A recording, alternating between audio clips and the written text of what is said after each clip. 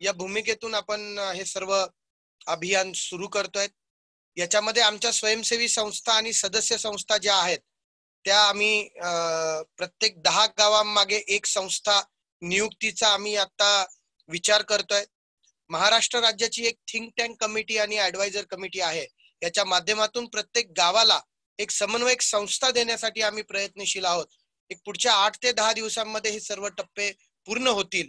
आपल्या सर्वांना विनंती आहे की आजचे जे वक्ते आहेत आदरणीय सुरेश खानापूरकर सर यांचा ग्रामविकासाच्या बाबतीत खूप मोठा अनुभव आहे आणि त्या अनुभवाचा आपल्याला आज फायदा होणार आहे.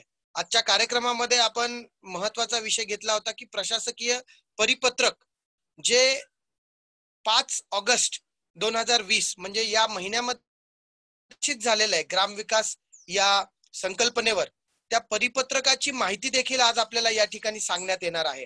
तर कार्यक्रम आपला हा निश्चित सर्वांसाठी अतिशय व्हॅल्यू ऍडेड इन्फॉर्मेशन देणारा ठरावा या दृष्टिकोनातून आपले मार्गदर्शक आपल्याला या ठिकाणी बोलणार आहेत.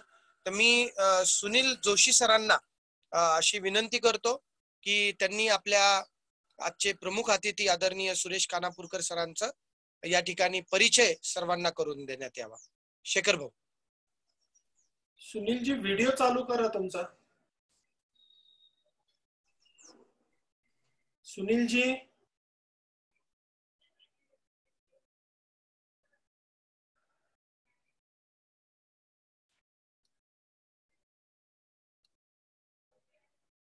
जी सुनीलजी बोला.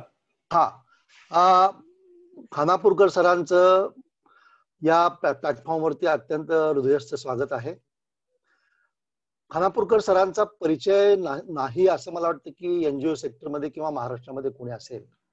त्यांचा मी औपचारिक परिचय करून देत नाही, त्यांचा एक वेगळ्या अंगाने मी परिचय करून देतो. तो म्हणजे असा की ज्या वेळेला संपूर्ण महाराष्ट्र हे दुष्काळाच्या खाईमध्ये होतं, आपण जर 2011-12 पासूनचा काळ डोळ्यासमोर आणला त्यावेळेला संपूर्ण महाराष्ट्रामध्ये ही एकमेव व्यक्ती अशी होती की ते म्हणत होते की मला तुम्ही काही अधिकार द्या, मी सांगितलेलं ऐका, महाराष्ट्रातला दुष्काळ मी कायमचा हटवतो, मी सांगितलेलं तुम्ही कृपा करून ऐका, मला काही तुम्ही अधिकार द्या आणि मला तुम्ही पैसे जर द्यायचे असतील तर माझ्या हातात द्यायचे नाहीत, ते जिल्हाधिकाऱ्यांकडे द्यायचे आहेत, जिल्हाधिकाऱ्यांच्या मदतीने आपण हे काम करू शकतो. माझ्या माहितीप्रमाणे इतक्या थेट शब्दामध्ये सरकारला भिडलेली जर कोणी व्यक्ती असेल त्या महाराष्ट्रात तर ते सुरेश खानापूरकर होते. सुरेश खानापूरकरांचं बालपण अतिशय हलाखीचं गेलं असं म्हणत नाही मी, पण त्यांनी बालपणापासून अत्यंत संघर्ष केलेला आहे जगण्यासाठी आणि जे ग्रामीण भागातील लोक संघर्ष करतात तोच संघर्ष त्यांनी त्यांच्या बालपणामध्ये केलेला आहे. त्यामुळे कमवा आणि शिका या संकल्पनेतून घेतलेलं पूर्ण शिक्षण असेल, त्याच्यानंतर स्वतःच्या हिमतीवरती MSc पर्यंत घेतलेलं शिक्षण आणि परत मग हे शिक्षण घेतल्यानंतर तंत्रज्ञान आधारित शिक्षण घेतल्यामुळं MSc झाल्यानंतर त्यांनी ही जी नोकरी स्वीकारली आणि ज्येष्ठ संशोधक, भूगर्भ संशोधक म्हणून त्यांनी जवळपास 32 वर्ष महाराष्ट्रामध्ये काम केलं. ज्या ज्या ठिकाणी गेले त्यांनी त्या ठिकाणचे प्रश्न कायमचे सोडवलेले आहेत, हे कृपा करून सगळ्यांनी लक्षात घ्यावं. शिरपूर पॅटर्न या शब्दामुळं अनेक लोकांच्या मनामध्ये असं बसलेलं आहे की शिरपूर येथील जी विशिष्ट प्रकारची भूस्तर शैली आहे अल्युवियम आणि आपण जो बाकीच्या महाराष्ट्रामध्ये कठीण खडक बेसॉल्ट अशी जी विभागणी दुर्दैवाने मीडियाने आणि अन्य लोकांनी केलेली आहे, त्यामुळे लोकांचा असा समज आहे की खानापूरकरांनी फक्त अल्युवियम क्षेत्रामध्येच काम केलेलं आहे आणि ज्या ठिकाणी ते यशस्वी झालं अन्य ठिकाणी यशस्वी होणार नाहीये. तर या अपसमजातून बाहेर काढण्यासाठी लोकांना त्यांच्याकडून खूप प्रयत्न केले गेलेले आहेत, पण दुर्दैवानं हा समज लोकांच्या मनामध्ये फार मोठा घट्ट केला गेला. त्यामध्ये काही पाण्याच्या क्षेत्रात काम करणारी मंडळी आहेत, त्याचबरोबर काही प्रशासकीय मंडळी पण आहेत आणि त्यामुळं खानापूरकरांची प्रचंड शक्ती ही सरकारबरोबरच्या तात्विक आणि वैचारिक संघर्षामध्ये गेली. मी अत्यंत जवळून त्याला गेली 12 वर्ष ओळखतोय आणि खानापूरकर सरांना आपण आता शुभेच्छा देऊयात एका वेगळ्या कारणासाठी की ते लवकरच वयाची 75 पूर्ण करतायत आणि 75व्या वर्षी ही खानापूरकरांचा उत्साह दुर्दम्य आहे. त्याला महाराष्ट्राला सुजलाम सुफलाम करायचंय आणि हे सुजलाम सुफलाम करताना आपल्याकडं कमीत कमी 3 वर्षाचं पाणी हे असलंच पाहिजे ही त्यांची मानसिकता आहे. मला त्यांची एक गोष्ट फार आवडली, त्यांनी ज्या जलसंधारणाची व्याख्या केली आहे, मागच्या वर्षी पडलेल्या पावसाच्या पाण्याशी जो भूगर्भात आहे, या वर्षी पडणाऱ्या पावसाच्या पाण्याची भेट घडवणं म्हणजे जलसंधारण. अत्यंत हृदयस्थ आणि अत्यंत प्रॅक्टिकल अशी व्याख्या आहे. आणि ही व्याख्या त्याला जमू शकते ते कृतीतून हे गोष्टी कशा घडतात हे सांगण्याचा अधिकार आहे. अधिकार दाखवलेत ते, आणि हा अधिकार त्यांना त्यांच्या कष्टामुळे मिळालेला आहे, त्यांच्या ज्ञानामुळे आणि विचक्षण अत्यंत जबरदस्त अशा त्यांच्या प्रेरक आणि दुर्दम्य शक्तीमुळे मिळाला आहे. त्या विजनरी पर्सनॅलिटीमुळे आपण खानापूरकरांना पाहिलं पाहिजे. आणि मला अत्यंत खात्री आहे की आंतरराष्ट्रीय स्तरावरती त्यांनी केलेल्या कामाचा निश्चितच पुरस्काराच्या रूपाने आणि त्यांच्या सगळ्या कार्याला विज्ञानाच्या कसोटीवर आधारित हे स्वीकारलं जाईल. देर आयत दुरुस्त आयत, जे वयाच्या 60व्या वर्षी व्हायला पाहिजे होतं ते 15 वर्ष पुढे गेलेलं आहे. आता आपल्याला महाएनजीओ फेडरेशनच्या माध्यमातून संधी आहे, आणि आत्मनिर्भर ही जी संकल्पना आपल्या माननीय प्रधानमंत्र्यांनी दिलेली आहे, त्या आत्मनिर्भरतेच्या दिशेने कसं जायचं आणि त्यामध्ये पाणी हा फॅक्टर किती महत्वाचा आहे ते कसं मिळवायचं, याबाबत खानापूरकर सर आपल्याला मार्गदर्शन करतील. आणि खानापूरकर सरांना मी दीर्घायुष्य चिंतितो आपल्या सगळ्यांच्या वतीनं. वयाची 75 त्यांची आत्ता आलेली आहे, आणि त्यांचा जो दुर्दम्य आत्मविश्वास आणि इच्छाशक्ती आहे, तर जीवेत शरद शतम अशा आपण सगळ्यांच्या वतीनं आपण त्यांना प्रार्थना करूयात. आणि आपल्या व्यासपीठावरून जी जी मंडळी आपल्याशी जोडलेली आहे, त्यांचं आजचं सगळं जे काही ज्ञानामृत आहे, त्यांचं मार्गदर्शन आहे, ते आपल्या सर्व सहकाऱ्यांना विनंती की ते आपापल्या ठिकाणी कृतीमध्ये उतरवतील. आणि या सगळ्या कार्यामध्ये खानापूर सर आपल्या बरोबर कायमस्वरूपी असणार आहेत. आज जरी ते आज फक्त एका बैठकीसाठी आले असले तरी ते कायमस्वरूपी आपल्याशी संलग्न राहणार आहेत. मी खानापूर सरांचं या व्यासपीठावरती स्वागत करतो आणि सगळ्यांना विनंती करतो की आपण त्यांच्या सगळ्या विचारांशी समरस व्हावं. धन्यवाद.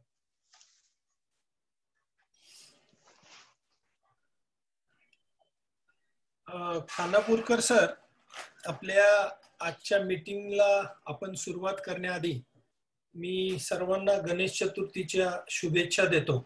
आणि आज एक नवीन काम ऋषी पंचमी सुद्धा आहे. ऋषी तुल्य व्यक्तिमत्व आपल्या बरोबर आज जुडलेलं आहे. तर खानापूरकरजी आम्हाला खूप आवडेल.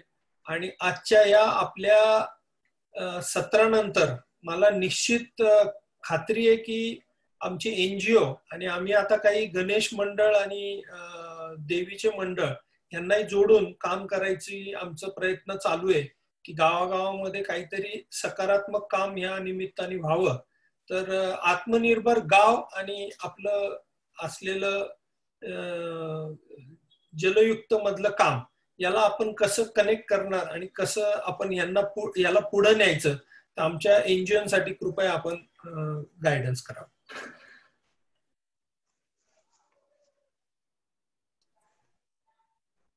सर अनम्यूट करावं लागेल.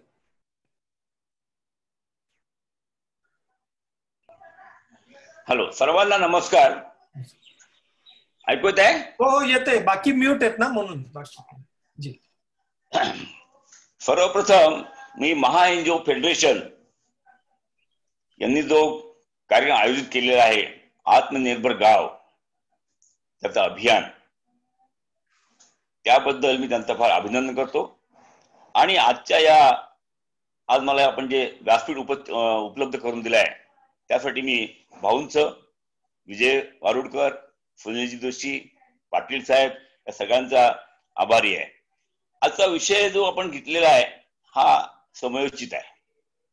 त्याचं कारण असं की आता माझ्या हातात तो एक परिपत्रक आहे शासनाचं 5 ऑगस्टचं, आणि त्याच्यामध्ये त्यांनी जो प्रिएम्बल टाकलेला आहे त्यात त्याने म्हटलं आहे की आम्हाला गाव समृद्ध करायचं आहे, आणि गाव समृद्ध करण्यासाठी जे काय करता येईल ते आम्ही करायला तयार आहे, असं शासनाचं एकंदरीत धोरण त्या परिपत्रात मला लक्षात आलेलं आहे. आणि त्याचवेळी महाएनजीओ फेडरेशन हाच मोठे पुढे आलेली आहे. हा एक चांगला योग आजच्या ऋषी पंचमी दिवशी आलेला आहे, त्याचा मला फार आनंद वाटतोय. गाव समृद्ध करायचं म्हणजे नेमकं काय करायचं हे त्याच्यात त्यांनी सांगितलंय की गावामध्ये समृद्धी आली पाहिजे. मग गावात शिक्षण पाहिजे, रोजगार पाहिजे, आरोग्य नीट पाहिजे, रस्ते पाहिजे, शेतीला पाणी पाहिजे, प्यायला पाणी पाहिजे, या सगळ्या प्रकारची समृद्धी आली पाहिजे.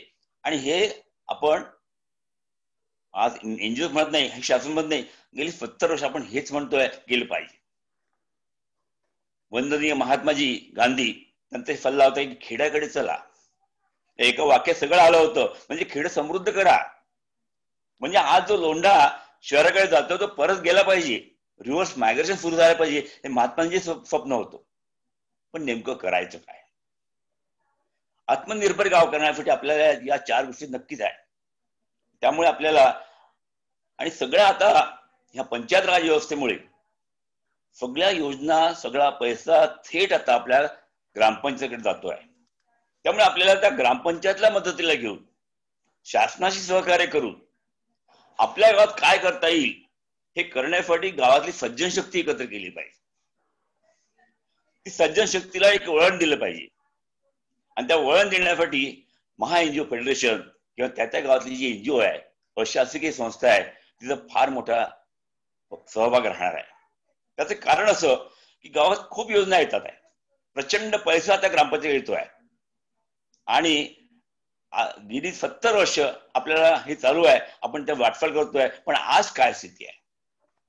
आज तुम्हाला आश्चर्य वाटेल, तुम्ही कधी गावात गेला खेड्यामध्ये तर गाव भकास झालेली आहे. गावातलं जे पूर्वी वातावरण होतं नाहीये आता. साधं प्यायला पाणी नाहीये. जानेवारी उजाडला, फेब्रुवारी उजाडले की टँकरची मागणी होते काही हजार खेड्यांमध्ये. शेतीला पाणी 17, 18, 20% लोकांना आपण पाणी देतोय. 80% शेती ही पाहते पाऊस कधी पडणार आहे, हे कुठपर्यंत चालणार आहे. आणि याचं कारण असं की सज्जन शक्ती संघटित नाही आणि ती उदासीन आहे, त्याचं एक प्रमुख कारण आहे. आणि त्या सज्जन शक्तीला एकत्र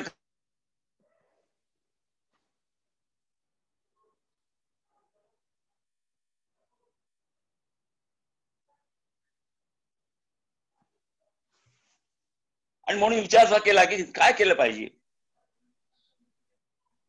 या सगळ्या याच्यामध्ये त्यांचं परिपत्रक म्हटलंय की अकुशल कामगार राहूच नाही गावामध्ये, असं त्यांचं मोठं आहे त्या परिपत्रकाप्रमाणे.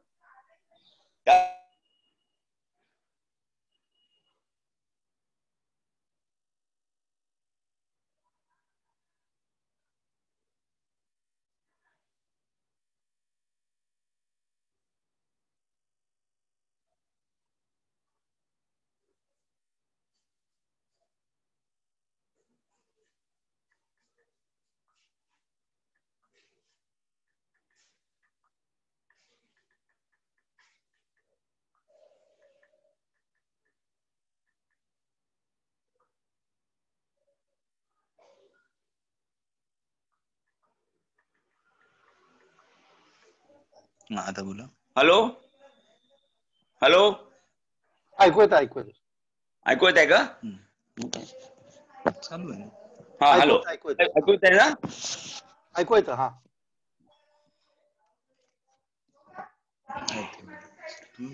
इथे मी दिसत. अच्छा, तसं करायचं म्हणता का? ठीक आहे, तुम्ही. हॅलो, ऐकू येत आहे? हॅलो, हा ऐकू येत आहे सर. ऐकू येत. हा, तर मी थोडक्यात माझी माहिती सांगतो तुम्हाला की मी 33 वर्ष नोकरी केली जलक्षेत्रामध्ये. भूजल सर्वेक्षण विकास मंत्र्यांमध्ये मी अवकाश प्राप्त झालो 2004 साली धुळ्यावरून. मी रिटायर नाहीये, मी सेवानिवृत्त मुळीच नाहीये, मी अवकाश प्राप्त आहे. मी मला आता अवकाश भरपूर आहे. आता बोला काय करायचंय. अनुभव पाठीशी आहे, 2 पैसे गाठीशी आहे, तब्येत चांगली आहे. आता बोला काय. अशा प्रकारे मी 2004 साली अवकाश प्राप्त झालो. माझं काम असं होतं की प्रत्येक गावामध्ये एक हँडपंप करून देणे आणि त्यांना प्यायला पाणी देणे. हा विचार मी खूप गावात हँडपंप केले मी. आणि मला लक्षात आलं की असं आपण हँडपंप करत राहिलो तर कधीतरी भूजल संपणार आहे. आणि मी आम्हाला लिमिट होती 200 फुटाची. आम्हाला पाणी लागत होतं प्रत्येक गावामध्ये. ते पाहून शेतकरी जर 400 फूट गेला, 600 फूट गेला तर आमचे हँडपंप बंद पडतील आणि ती पाणी काढतील आणि त्यांचे बंद पडतील आणि मग काही दिवसांनी हे भूजल संपेल अशी चिंता मला त्यावेळी लागून पडली. मग काय करायचं हे लक्षात आलं नाही आणि तेव्हापासून गावामध्ये पाणी संपायला सुरुवात झाली आणि गाव भकासायला सुरुवात झाली. त्याचं कारण गावात पिकाला पाणीच नाही मिळालं. प्यायलाच पाणी तर पिकाला कुठे मिळणार. जी काही धरणं बांधली त्यात 17, 18, 20% लोकांना पाणी मिळत होतं, 80% लोकांना पाणी मिळत नव्हतं. आणि ह्या पद्धतीने हा उपसा सुरू झाला. अहो लोकांनी 800 फूट बोर केले हो. आणि मग विचार केला की काय केलं. मला उत्तर सुचलं 95 साली. त्यावेळी मी होतो भंडाऱ्याला आणि मग उत्तर सुचलं. मी सांगितलं शासनाला की हे उत्तर आहे, हे जर आपण करू शकलो तर आपण कितीही बोर केले ते पाणी कमी पडणार नाही आपल्याला.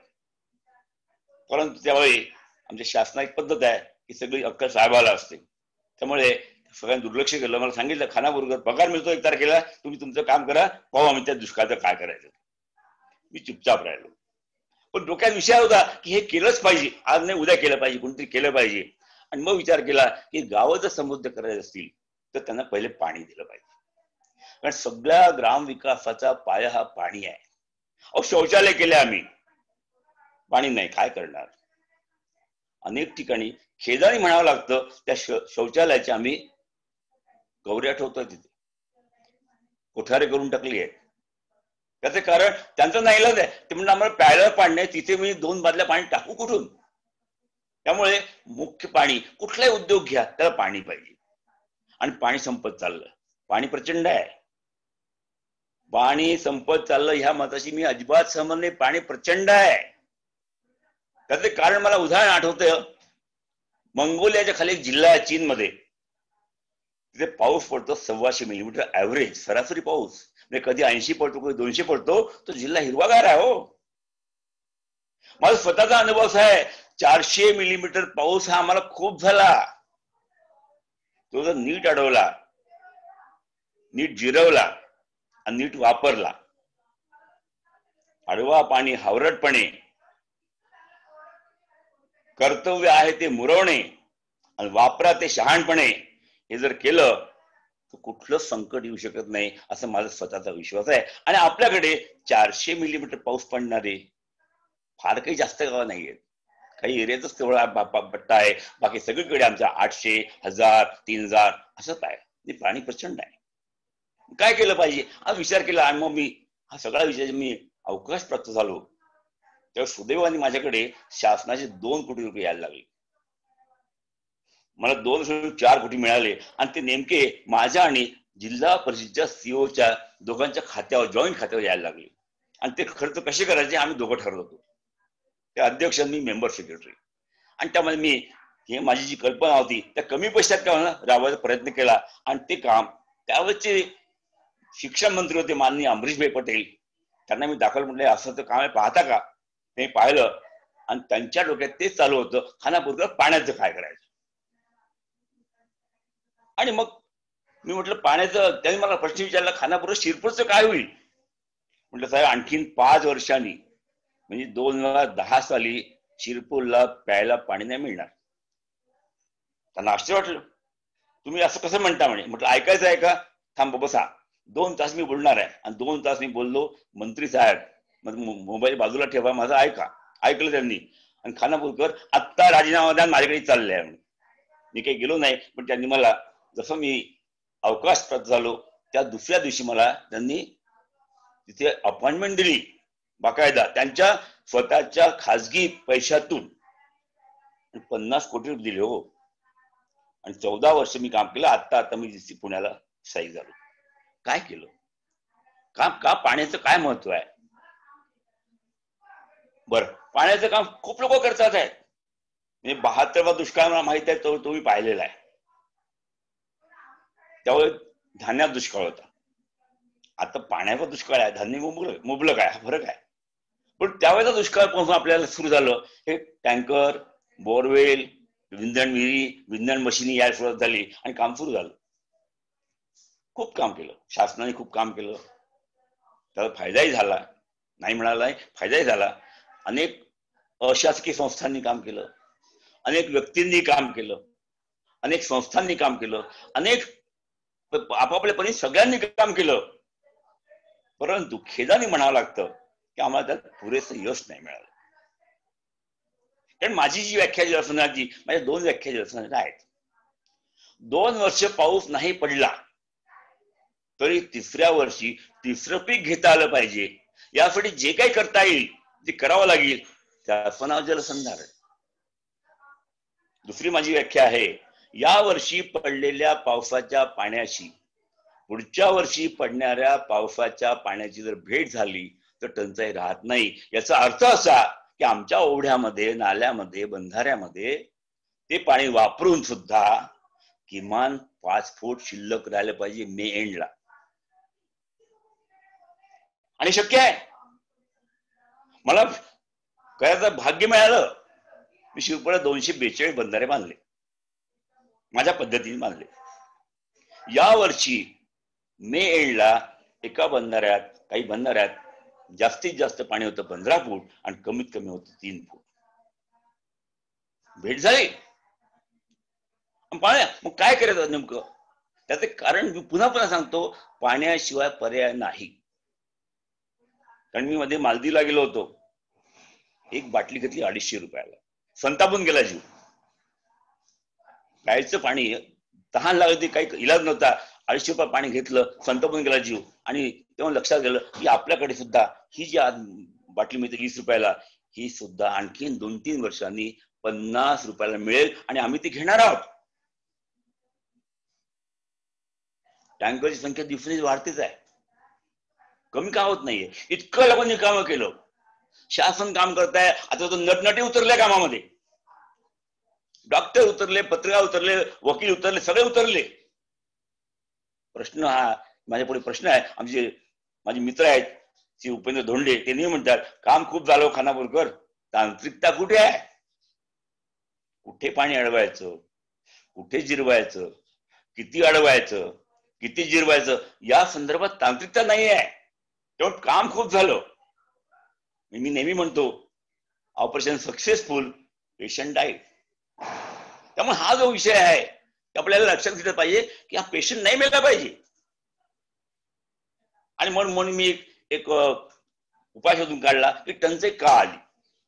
मला पुन्हा पण सांगतो, हे रोजगार दिलंच पाहिजे गावात, शिक्षण दिलंच पाहिजे, वादच नाही, आरोग्य दिलंच पाहिजे, पण त्याच्याबरोबर आधी पहिले पाणी दिलं पाहिजे. मग पाणी दिल्याबरोबर रोजगार आपोआप मागे येतोय. त्याच्या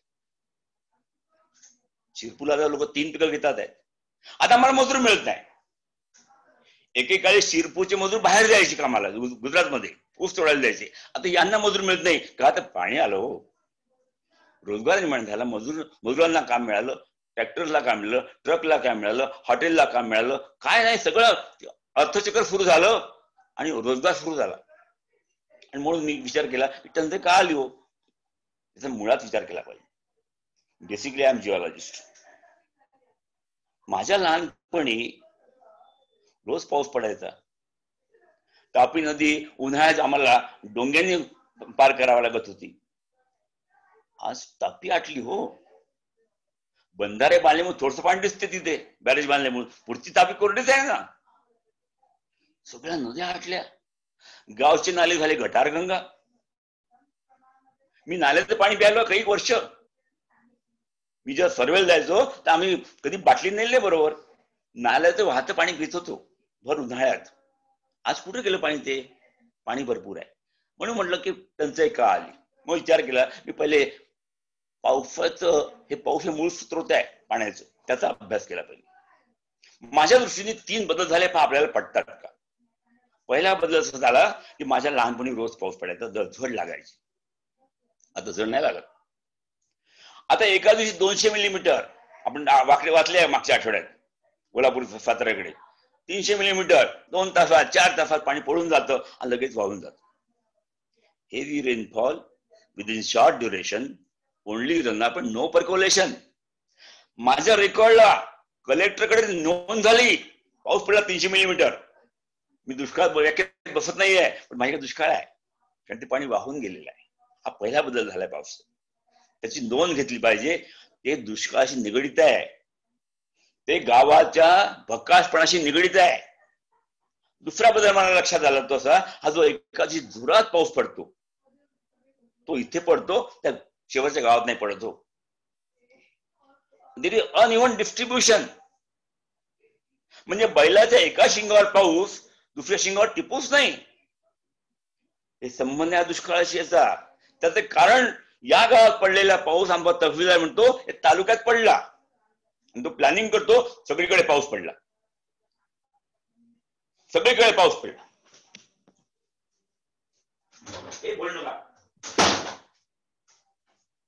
सगळीकडे पाऊस पडला आहे गुरु देतो आणि ते प्लॅनिंग करतो, प्लॅनिंगच चुकतो. तिसरा बदल झाला आमचा. मी एक 15-20 वर्षाचा रेनफॉल डेटा घेतला तहसीलदारकडून काही तालुक्यांचा महाराष्ट्रातल्या, आणि त्याचा एक आलेख काढला. हो तस नागमोडी येतोय. याचा अर्थ असा की 2 वर्ष पाऊस कमी किंवा नाहीच, तिसरी वर्षी महापूर, संबंध आहे दुष्काळाशी. आणि चौथी गोष्ट जी फार मोठी गोष्ट आहे ती आम्ही सगळ्यांनी नाकारली. गेल्या 70 वर्षामध्ये जिथून पाणी मिळतं ते दगड, ती माती, त्याचा अभ्यासच कोणी नाही केला. जी जिओलॉजी आहे, भूस्तर्जन आहे, त्याचा अभ्यास करायला पाहिजे ना. कारण कुठलाही दगड सारखंच पाणी घेतो सारखंच देतो असं नाही आहे. त्याचे गुणधर्म आहेत, जे पॅरामीटर्स आहेत, परमिएबिलिटी आहे, पोरॅसिटी आहे, ट्रान्समिसिबिलिटी आहे, या सगळ्याचा अभ्यास करावा लागेल. आमच्या महाराष्ट्रात 3 फॉर्मेशन्स आहेत, त्याचा अभ्यास वेगळा करावा लागेल. एक तर 82% एकच दगड आहे, डेक्कन बेसाल्ट, काळा पाषाण, अगदी नागपूर पासून तर सोलापूर पर्यंत.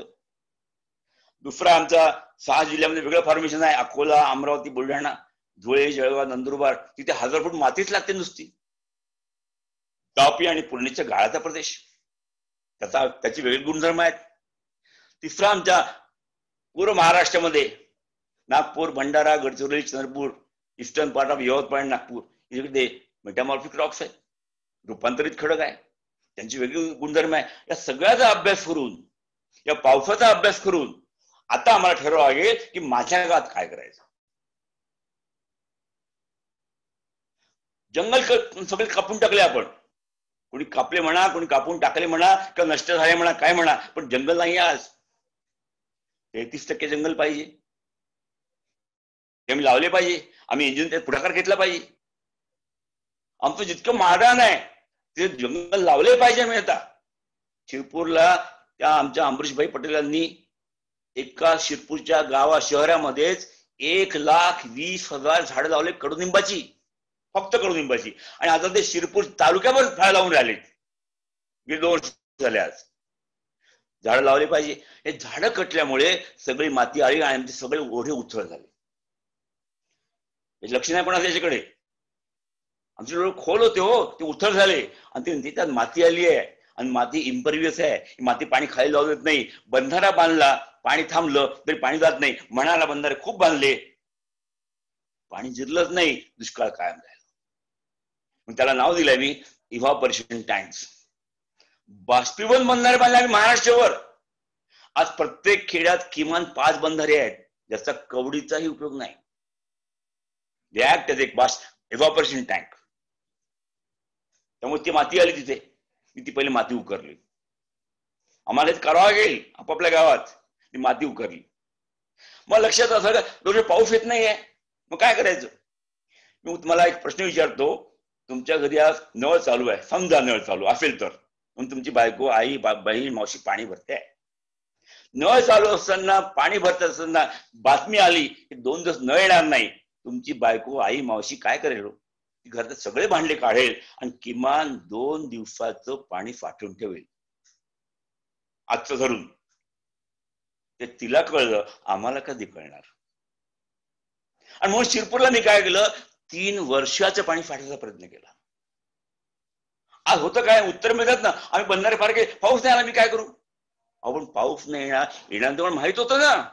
मग त्या माऊलीला कळलं, आम्हाला का नाही कळलं. म्हणून मी 3 वर्षाचं पाणी साठवलं. म्हणून आमचे भांडे नव्हते, भांडे मोठे केले. हे भांडे मोठे करणे, त्याचं नाव आहे शिरपूर पॅटर्न. भांडे किती मोठे करायचे, त्या गावाच्या आवश्यकतेप्रमाणे. मग त्यावर लोकसंख्या किती, त्याला पाणी प्यायला किती लागतं, तिथे शेती जमीन किती, ते कोणतं पिकं घेतात, त्यांना दुबार पिकाला पाणी किती लागतं, या दोघांची बेरीज केली, त्याला 3 ने गुणलं, आणि तिप्पट पाणी त्याच गावातल्या लहान नाल्यावर. मोठ्या नाल्याला हात नाही लावायचा, नदीला मुळीच हात नाही लावायचा. हा नदी पुनर्जन कार्यक्रम थांबवला पाहिजे. हे लहान लहान नाल्यावर जर काम केलं नदी आपोआप बारमाही होईल. पण नाले वर आहे, नदी खाली आहे, हे जिरलेलं पाणी झऱ्याद्वारे नदीत येईल आणि नद्या बारमाही होतील. मी फर्स्ट टू फोर्थ ऑर्डर नाल्यावर काम केलं. तो नाला 100 फूट रुंद केला उगमापासून. किमान 25 ते 30 फूट खोल केला.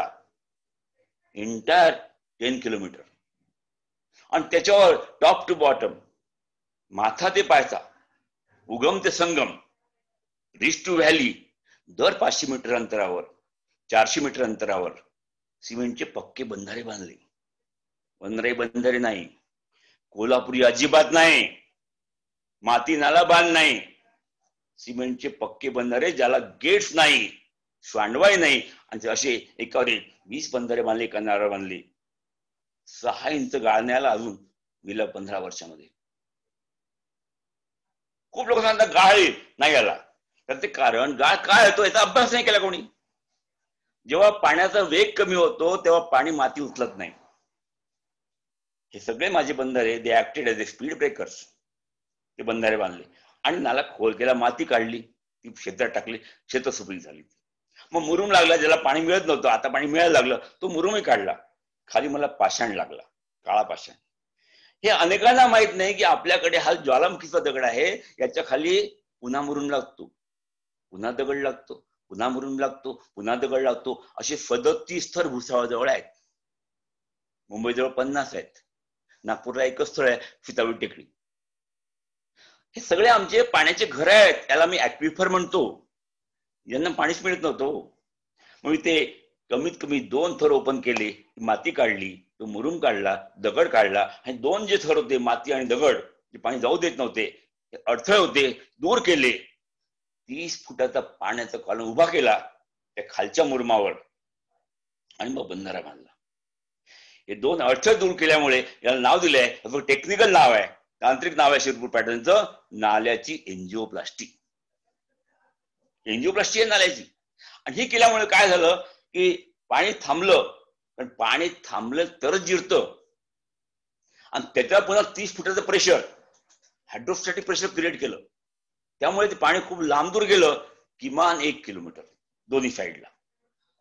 अशा प्रकारचा प्रयोग केला आणि सगळ्या माझ्या विहिरींना पाणी आलं. तर ते कारण शिरपूरला 500 ते 600 फूट पाणी गेलं होतं डेक्कन बेफाटमध्ये. ते पाणी आलं 10 फुटावर. आणि ते मी नाही मोजलं, ते त्यावेळेचे मुख्यमंत्री होते माननीय पृथ्वीराज चव्हाण. ते आले शिरपूरला ऑक्टोबर 12 मध्ये. ते स्वतः मोजलं, त्यांना आश्चर्य वाटले कसं झालं. म्हटलं बंधारा मला 1 किलोमीटर आहे, पाणी याचं वाढलंय, पाहून घ्या. अशा प्रकारचा प्रयोग तिथे केला. असा प्रयोग मी त्या गाळाच्या प्रदेशात केला.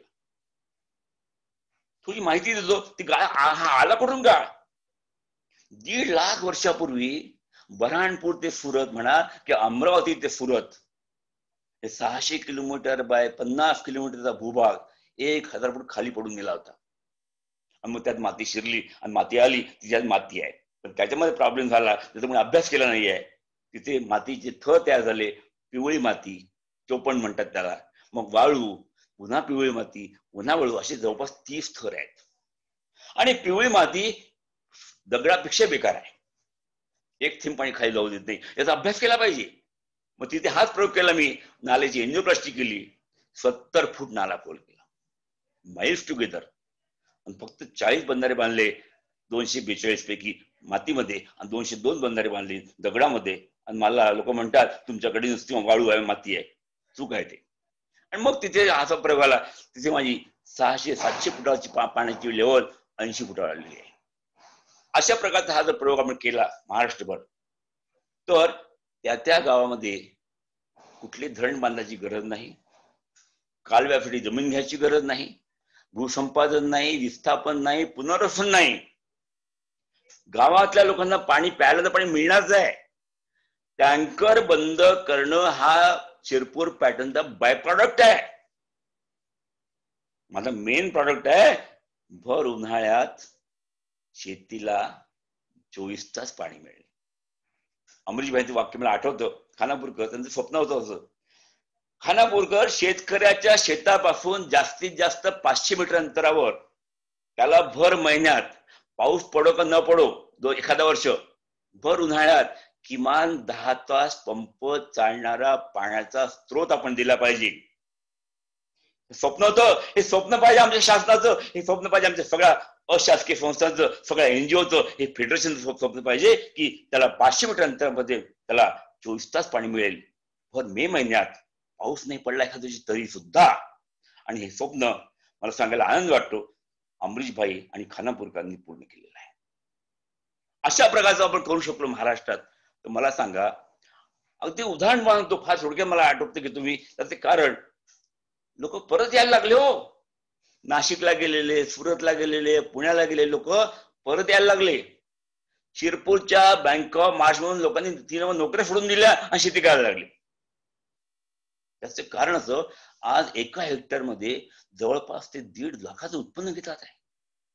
नेट प्रॉफिट म्हणतो मी, खर्च बदलचा. हे माझ्याकडे नाही आहे, हे शेतकऱ्यांनी गोळा केले आकडे. अशा प्रकारचं हे काम झालं. आणि म्हणून मी याच्यामध्ये मुद्दा झालो की महात्माजी जे म्हणत होते खेड्यागळीत झाला, त्याचं मर्म आपण ओळखलं पाहिजे. त्यांनी थोडक्यात सांगितलं, त्यांना हे सुचायचं होतं की गावात सगळं मिळालं पाहिजे. त्याला बाहेर जातं, त्याला मीठ फक्त बाहेर जाऊन आणावं लागेल. इतकी व्यवस्था महात्मांचे स्वप्न होत होते. आणि स्वप्न तेव्हा पूर्ण शकतं जेव्हा त्याला पाणी देऊ. पाणी तर मिळालं, आम्ही सगळं गावात उत्पन्न करू शकतो. काही बाहेर जायची गरज नाहीये. सुदैवाने आता रोड झाले आहेत, मोबाईल आले आहेत, सगळ्या सुविधा उपलब्ध आहेत. त्याच्यामुळे हे सगळं सोपं झालेलं आहे. फक्त आता शासनाने खूप चांगलं काम केलं, त्यात थोडीशी बदल करायची आवश्यकता आहे. आम्ही आता गावोगावी शासनाने फार मोठंच काम केलं. म्हणजे मला देवेंद्र फडणवीसांचं कौतुक करायला पाहिजे की आल्या आल्या त्यांनी पाण्यात लक्ष घातलं. जेव्हा शिवारसारखी मोठी योजना कार्यान्वित केली, सगळ्यांना कामाला लावलं. आमिर खानला सुद्धा मला धन्यवाद द्यायला पाहिजे, त्यांनी लोकांमध्ये जागृती निर्माण केली. जागृती सुद्धा महत्वाची आहे, ती जागृती निर्माण झाली. आता थोडं दोष केली आपण की माझ्या गावाला किती पाणी लागतं याचा हिशोब केला पाहिजे आणि त्याप्रमाणे नाले खोल केले पाहिजे. नाले खोल केल्यामुळे कुठलाही ऍक्विफर चोकअप होत नाही. हा अपप्रचार सुरू आहे महाराष्ट्रात, अपप्रचार सुरू आहे. माझ्याकडे आतापर्यंत आज 18 वर्ष झाले कुठल्याही तक्रार नाही. गेल्या वर्षी पाणी माझ्या बोरला आलं, यंदा आलं नाही. दरवर्षी पाणी येत आहे, खाली जात आहे, वर येत आहे, खाली जात आहे, वर, म्हणजे चोकअप झाले नाही. हे माझ्याकडे आधार आहे. हे जे बाकी लोक म्हणतात त्यांच्यावर आधार काहीच नाहीये. त्यामुळे हा विषय आपण नीट लक्षात घेतला पाहिजे. आणि पाण्याबद्दल गुणवत्ता आपण निर्माण केली पाहिजे. एक जातं आणखी एक मी प्रयोग तुम्हाला सांगतो की अजून या विदर्भात एक मोठा प्रॉब्लेम आहे, त्याचं लक्ष नाही कोणाला. अकोला, अमरावती, बुलढाणा या जिल्ह्यातले 900 गावांना खारं पाणी आहे. कारण जेव्हा तो भाग खाली पडला 1000 फूट समुद्र आतमध्ये घुसला आणि त्यामुळे ट्रॅप झालं, ते तसंच आहे. आणि तिथे सगळं खारं पाणी आहे. या गावांना प्यायलाही पाणी खारं आहे आणि शेतीला पाणी नाहीच आहे, कारण खाऱ्यामुळे शेती होत नाही. तिथे सुद्धा आपण शिरपूर पॅटर्न वापर केला. ते या 900 गावांना जास्तीत जास्त 3 वर्षामध्ये तिथल्या सगळ्या एनजीओ लक्ष घातलं. त्या 3 जिल्ह्याच्या शासनाने लक्ष घातलं. माझ्याकडे त्याचा पूर्ण रोडमॅप तयार आहे, तांत्रिक नकाशा तयार आहे. काय करायचं मला माहित आहे. ते सगळं आता मी सांगायला मला वेळ नाही, पण तिथे आपण या सर्व गावांना 24 तास गोड पाणी देऊ शकतो. आणि तेही फक्त 50 फुटाच्या आतमध्ये.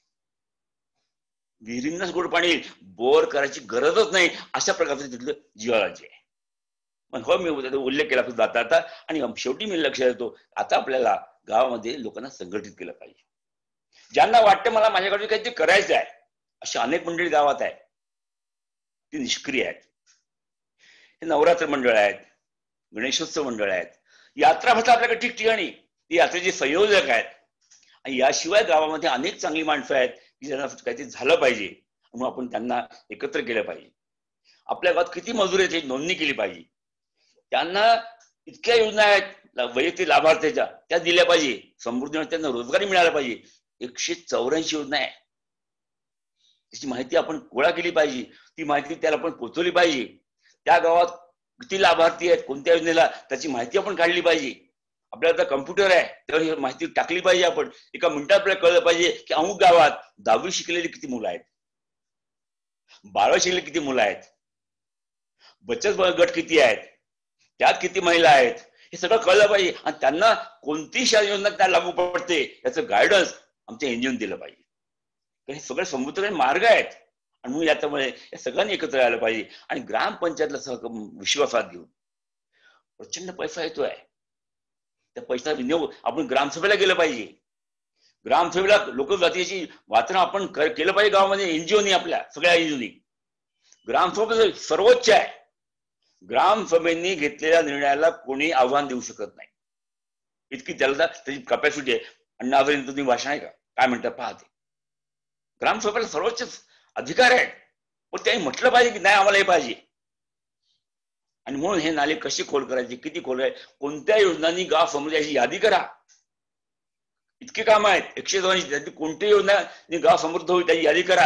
आणि त्या योजना आपल्याला त्या बजेटमध्ये आपल्याला या परिपत्रामुळे लेबर बजेट करायचं आहे आणि गावाचा आराखडा तयार करायचा आहे. कोणत्या योजना माझ्या गावाला पूरक आहेत, त्यासाठी माझ्या गावात लेबर किती आहेत, हे सगळं आपण घेऊन गेलं पाहिजे ग्रामपंचायतकडे, सरपंचाकडे, ग्रामसेवकडे, की आमचं हे इतके आमच्या गावात लेबर आहेत, 500 लेबर आहेत, यांना हे काम द्या, अकुशल आहे, कोणी कुशल आहे, या सगळ्यांना काम द्या. आणि हे काम जर झाले आमचं गाव समृद्ध होतं. मग त्यात पाणी आलं, रोजगार आलं, शौचालय आलं, आरोग्य आलं, शिक्षण आलं, सगळं त्यात येऊ. या सर्व सरपंचांना आणि यांना शिक्षण द्यायची योजना शासनाकडे आहेत. फक्त बीडीओकडे जा की आमचे इतके लोक तयार शिक्षणासाठी, प्रशिक्षण द्या. योजना तयार आहे, पैसा आपला खर्च आहे, पैसा आपला खर्च नाही, त्यांच्याकडे योजना तयार आहेत, त्या फक्त माहीत करून द्यायला पाहिजे. म्हणजे जलसाक्षर जसं करायचं आपल्या लोकांना, तसं सगळ्या बाबतीत साक्षर करावं लागेल की तुझ्यासाठी काय योजना आहे, तुझे अधिकार काय आहेत.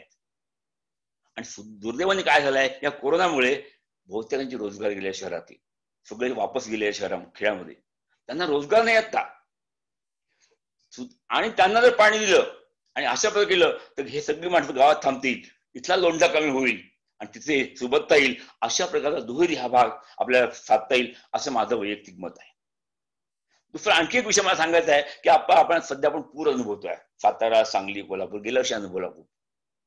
हे पूर आलेच नाही पाहिजे, यासाठी सुद्धा आम्ही एनजीओनी प्रयत्न केले पाहिजे, पण ते तांत्रिक पाहिजे. कसे तांत्रिक, मी तुम्हाला थोडी माहिती देतो, विषय सोडून देतो, तुम्ही विचार करायच्यावर. महाराष्ट्रात भूजल संरक्षण विकास यंत्रणेने आपल्या पूर्ण महाराष्ट्राची वॉटरशेड केले आहेत, ते आहेत 1531 आणि जवळपास 2000च्या वर मिनी वॉटरशेड आहेत. या प्रत्येक वॉटरशेड मधला जो मेन नाला आहे त्याला जर पूर आला नाही अशी आपण व्यवस्था केली की किती पाऊस येऊ आमच्या या पांडवरातल्या मधल्या नाल्याला मेन पूर येणार नाही अशी व्यवस्था केली, तो महाराष्ट्रातल्या कोणत्याच नदीला महापूर येणार नाही. पण नदी वाहील, धरणं भरतील, पण धरणाचे दरवाजे उघड्याची वेळ येणार नाही. आमचे सगळे पूर काही नैसर्गिक आहे आणि काही कृत्रिम आहेत. दरवाजे उघडल्यामुळे पूर आलेले आहेत अनेक ठिकाणी, आणि दरवर्षी आम्ही कुठल्या तरी धरणाचे दर उघडतोच, रोज पेपरला बातम्या येतात. दरवाजे उघडणे म्हणजे पाणी वाया घालवणे आहे. म्हणजे माझ्या गावाचं पाणी मी अडवलं नाही, ते तिकडे चाललं, आणखी ते तिकडे चाललं आणि ते झालं समुद्रात चाललं. त्यामुळे माझ्या या गावच्या आता काय करावं लागेल, मला थोडस हिशोब करावं लागेल. हा तो माझा पाणलोट आहे, त्यात जे 4-5 गाव येतात एका पाणलोटात. या पाणलोटामध्ये हे जो मेन नाला आहे हा जो तुडुंब भरून व्हायला त्यात किती पाणी मावतं हे काढलं पाहिजे. लांबी, रुंदी, उंची आपल्याला माहित आहे त्या नाल्याची. मग त्या नाल्यामध्ये त्या पाणलोटात काही कामं झाली आहे का पाणी अडवायची, ते पाणी किती अडवलं ते काढा. हे दोन्हीची बेरीज करा. आणि हायएस्ट रेनफॉल किती पडतो एका दिवशी पडला ते नोंद काढा, तो किती पाऊस पडला ते काढा. त्या पावसातून हे पाणी वजा करा. उरलेल्या पाणी महापूर आलेला आहे. मग उरलेलं पाणी त्या तिथे अडवण्यासाठी त्या पाणलोटात किती बंधारे बांधायचे आहेत, ते भांड किती मोठं करायचं आहे ते गाव ठरवेल. म्हणजे किती पाऊस येऊ द्या आपण हिशोब घेतला येतो तर त्या महापूर पण नाला वाहील. आणि हे सगळं पाणी ते जिरल्यामुळे माझ्या मते एका बंधाऱ्यामध्ये किमान 12 कोटी लिटर पाणी थांबवलं पाहिजे. आपण मी थांबवलं शिरपूरला 6 कोटी थांबेल आणि 6 कोटी जिरेल. असं जर थांबवलं तर हे दुष्काळ पडणार नाही कुठल्याच पाणलोटात, आणि तिकडे महापूर येणार नाही. Shirpur pattern is answer for flood and famine at the same time. अशा प्रकारचं आपण व्यवस्था करू शकलो. त्यासाठी आपल्याला शासन निर्णय बदलावे लागतील. त्यासाठी आपल्याला ग्रामपंचायत ठराव म्हणावा की नाही आम्हाला नाला 6 मीटर खोल करायचा आहे आणि नाही तर तुम्ही द्या पाणी, आम्हाला माहिती पाणी कसं. कारण अनेक ठिकाणी कामं झाली आहेत. शिरपूर सोडून महाराष्ट्रात जवळपास 20 जिल्ह्यामध्ये 500 गावामध्ये काम झालेलं आहे. तिथे दगडच आहे, सक्सेसफुल आहे. नगर सारख्या ठिकाणी पाथर्डी तालुक्यात काम झालंय. हो, आमचे अनिल मोहिते तिथे आहेत, त्यांना विचारलं खरी ती पण दुष्काळ आहे का, टँकर लागला का. अकोला जिल्ह्यात पातूर तालुक्यात काम झालंय बोर्डी नदीवर, त्यांना विचारा ना. बाफट गावात काम केलंय. यवतमाळ जिल्ह्यात राळेगाव तालुक्यात काम झालं. औरंगाबाद जिल्ह्यात विचार प्रदीप पाटलांना विचारा, हरिभाऊ बागडेंनी काम केलंय स्वतः.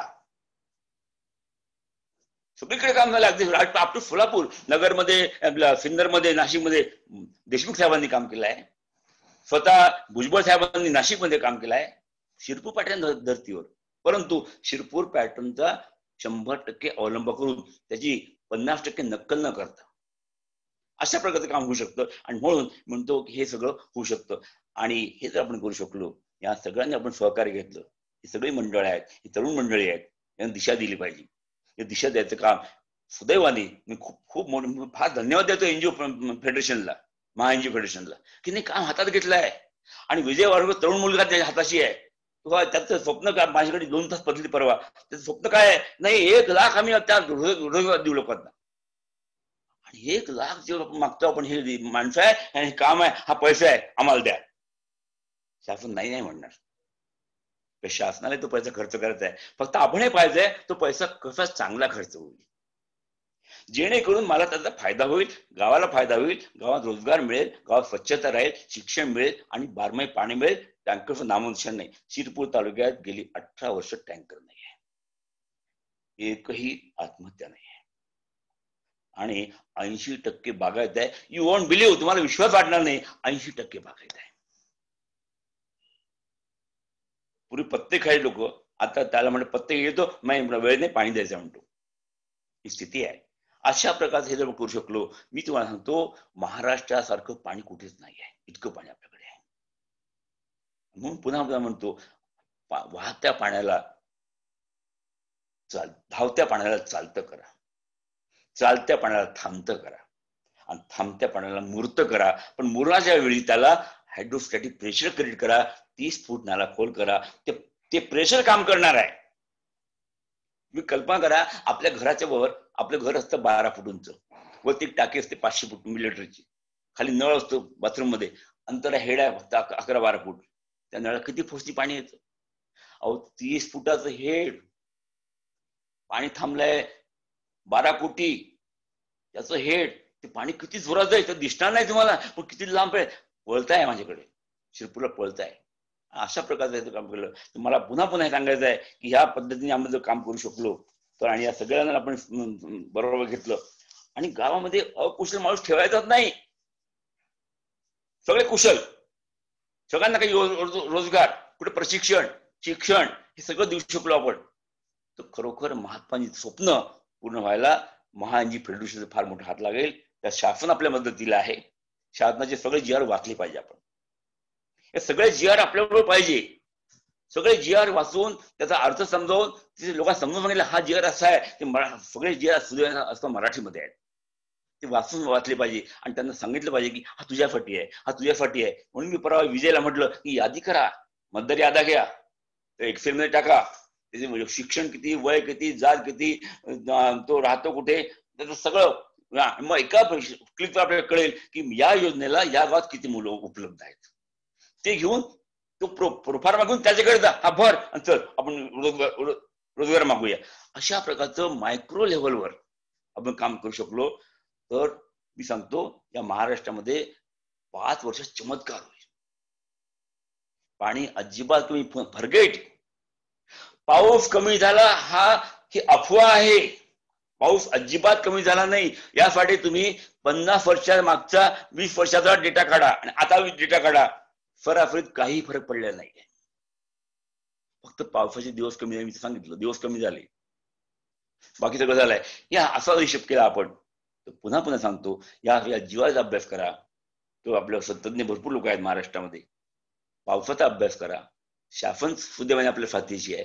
ग्रामपंचायतला सगळे अधिकार आहेत आणि पैसा डायरेक्ट येतो आजकाल सगळा, आणि त्या समन्वय साधून ग्रामसभेसारख्या साधनाचा उपयोग करून आपलं गाव आपण समृद्ध करू शकतो, रोजगार निर्माण करू शकतो, याबद्दल मला शंका नाहीये. आपण माझं भाषण शांतपणे ऐकून घेतलं, मला ही संधी दिली, या सगळ्यांना आपला सुद्धा आपला अत्यंत आभारी आहे. सगळ्या संस्थांचे संस्था चालक, NGOs, त्यांचे सगळे कार्यकर्ते, सगळे जे भाषण ऐकतात आहे हे सगळे नागरिक, शेतकरी, विद्यार्थी, महिला, सगळ्यांचे मी आभार मानतो आणि या महा NGO फेडरेशनला धन्यवाद देऊन माझे दोन संपवतो. धन्यवाद.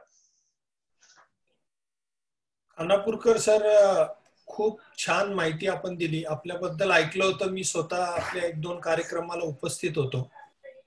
शिरपूर पॅटर्न हे खूपच इफेक्टिव्ह आहे आणि आज आपण, कारण आपल्याला एवढ्या थोड्या वेळात मला माहिती आहे की संपूर्ण माहिती देणं शक्य नाहीये, परंतु आपण खूप चांगली माहिती, आणि महत्वाचं म्हणजे आपण स्वतः जिओलॉजिस्ट असल्यामुळं टेक्निकली सुद्धा आपण किती व्यवस्थित आपण पुढे जाऊ शकतो ह्या गोष्टीला तुम्ही जी जोड दिलेली आहे.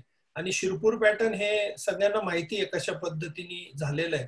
आणि आमची इच्छा तीच होती की 1 लाख लोकांना रोजगार देताना रोजगार हमीमध्ये असे प्रोजेक्ट सुद्धा येतात आणि त्या प्रोजेक्टचा पण लाभ घेतला पाहिजे. आणि आत्मनिर्भर गावाचा जोपर्यंत डेव्हलपमेंट होत नाही ती देशाची डेव्हलपमेंट होऊ शकत नाही असं आम्हाला वाटतं. आत्मनिर्भर भारत बनवायचं असेल तर आधी आत्मनिर्भर गाव बनवलं पाहिजे, आणि म्हणून आम्ही गावापासून ही सगळी सुरुवात केली आहे. आणि कोरोनाच्या काळामध्ये आता सगळ्यांना लक्षात आलेलं गावाचं महत्व काय. आज सिटीतून सगळी लोक गावाकडे गेलेली आहे आणि मला असं वाटतं की हा एक खूप चांगली संधी आज गावकऱ्यांना मिळालेली आहे. आणि आपल्यासारखी लोक आहेत, महा NGO सारखे फेडरेशन आपल्या बरोबर आहे.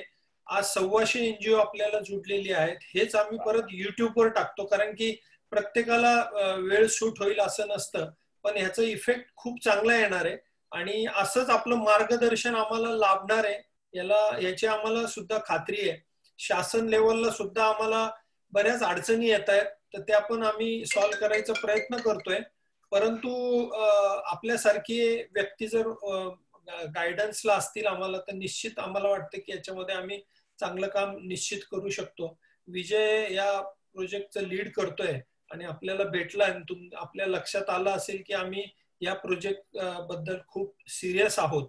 आणि आता मी नरेंद्र पाटील यांना विनंती करतो की त्यांनी प्रश्न उत्तर आणि थोडस 5 ऑगस्टच्या याच्याबद्दल पण त्यांनी आपल्याला माहिती द्यावी. नमस्कार भाऊ, जय गुरुदेव सगळ्यांना. आपल्या महा NGO फेडरेशनच्या माध्यमातून हा जो आपला ग्राम विकास आत्मनिर्भर गावाचा उपक्रम जो सुरू आहे त्याबद्दल मी थोडक्यात आपल्याला सगळ्यांना माहिती देणार आहे. महाराष्ट्र शासनाचा नियोजन विभागाचा जो 5 ऑगस्ट 2020 चा जो शासन निर्णय, जस्ट चालू महिन्यातला निर्णय आहे, आदरणीय श्री नंदकुमार साहेब, आता नवीन रुजू झालेले सचिव, महाराष्ट्र ग्रामीण रोजगार हमी योजनेचे सचिव साहेबांच्या सहीने हा निर्गमित झालेला आहे. त्याच्यामध्ये आपल्याला येत्या 2020 ते 2021 हा चालू वर्ष आणि परत पुढचं 2021 ते 2022 या 2 वर्षाचा आपल्याला आराखडा लेबर बजेट काय करायचा आहे.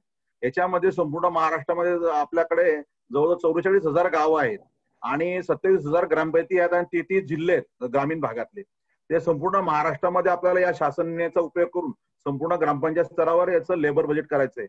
संपूर्ण एखादं गाव, आपण एक उदाहरण घेऊया की एखादं गाव आहे, त्या गावाचं एकूण त्या गावात किती लेबर आहेत, लेबरांची पूर्ण माहिती घेऊन आता नोंदणी झालेले लेबर किती आहेत, आपले मजूर किती आहेत आणि परत नवीन नोंदणी होणारे मजूर किती आहेत, असा अंदाज करून आपण आपल्या गावाचा त्या गावाचं लेबर बजेट तयार करायचं आहे. हा जो लेबर बजेट हा आता जी 15 ऑगस्टची आपली कोरोनामुळे ग्रामसभा रद्द झाली, पण आपली जी ग्रामपंचायत मासिक मिटिंग होते त्यामध्ये आपल्याला हा मांडता येईल.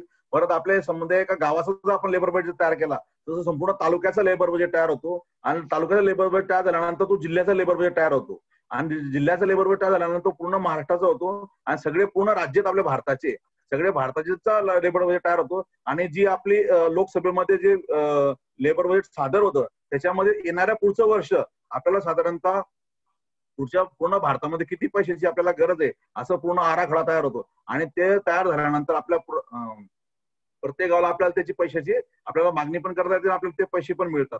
त्याच्यामध्ये आपल्याला जे कोणती कोणती कामं आपल्याला घेता येतील असं एक नियोजन असं साधारणतः ढोबळ अंदाजपत्रक आपल्याला प्रत्येक गावाचं आपल्याला करावं लागेल आणि करायचं आहे आपल्याला प्रत्येक गावाने. तर त्यामध्ये करोनाचा काळ असल्यामुळे ग्रामसभा तर होणार नाही 15 ऑगस्टची आणि 2 ऑक्टोबरची पण.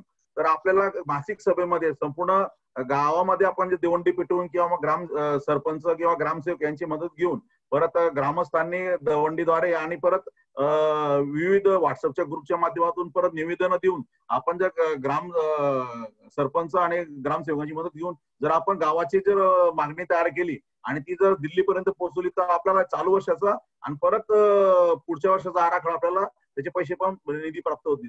आपल्याला कोणते कोणते कामं घेता येतील असा अंदाज आपण करूया. त्याच्यामध्ये नैसर्गिक जे साधन संपत्ती असते म्हणजे आता आदरणीय खानापूरकर साहेबांनी जो प्रयोग सांगितला शिरपूर पॅटर्नचा तसा माथा ते पायता हा जो कार्यक्रम आहे मनरेगा अंतर्गत आपल्याला कसं करता येईल तर संपूर्ण जे माथ्यावरची जी कामं आहेत पाणलोटाची म्हणजे समजा सीसीटी असेल वृक्ष लागवड असेल किंवा ओव्हर नियंत्रण असेल त्याच्याबरोबर आपल्याला लूज बोल्डर असतील परत खाली आलो तर छोटे छोटे बंधारे असतील मोठे मातीचे बांध असतील सिमेंटचे बंधारे असतील परत बांध बंदिस्ती असेल तर असे सगळे पाणलोटाची जी कामं आहेत जी आपल्याला प्रत्यक्ष करता येईल प्रत्यक्ष शिवार फेरी करून करता येईल ते संपूर्ण नोंदी आपण तिथे करायच्या. परत आपल्याला वैयक्तिक लाभाची जी कामं आहेत समजा आपल्याला शोषकटा कसा करता येईल बांधवृक्ष लागवड कशी करता येईल गाईचा गोठा आहे किंवा म्हशीचा गोठा आहे या ॲझोला पीठ आहे आपल्याकडे किंवा त्याबरोबर आपल्याला पायाभूत विकासाची कामं गावाची पायाभूत विकासाची कामं गावातले अंतर्गत रस्ते असतील किंवा शेतरस्ते असतील किंवा आपल्याला संपूर्ण गावाचा जर आपण अभ्यास केला की आपल्या गावाला कशा प्रकारची आपल्याला पायाभूत विकासाची कामं जी आपल्याला करता येईल ग्रामपंचायत भवन बांधता येईल ग्रामपंचायत भवन बांधता येईल पोलीस पाटील भवन बांधता येईल आपल्याला त्याबरोबर आपल्याला गाईचे गोठे बरोबर सामूहिक गोठे परत गोदामचे बांधकामं आपल्याला करता येतील. परत आपल्याकडे महिलांचे बचत गट असतात महिला बचत गटाचे शेड सुद्धा उपक्रमासाठी जेणेकरून आपल्याला त्याच्यामध्ये उपजीविका आपल्याला करता येईल असे आपल्याला ते काम करता येईल. परत आपल्याला शाळेचे जे संरक्षण भिंत आहे ती पण आपल्याला त्यामध्ये घेता येईल.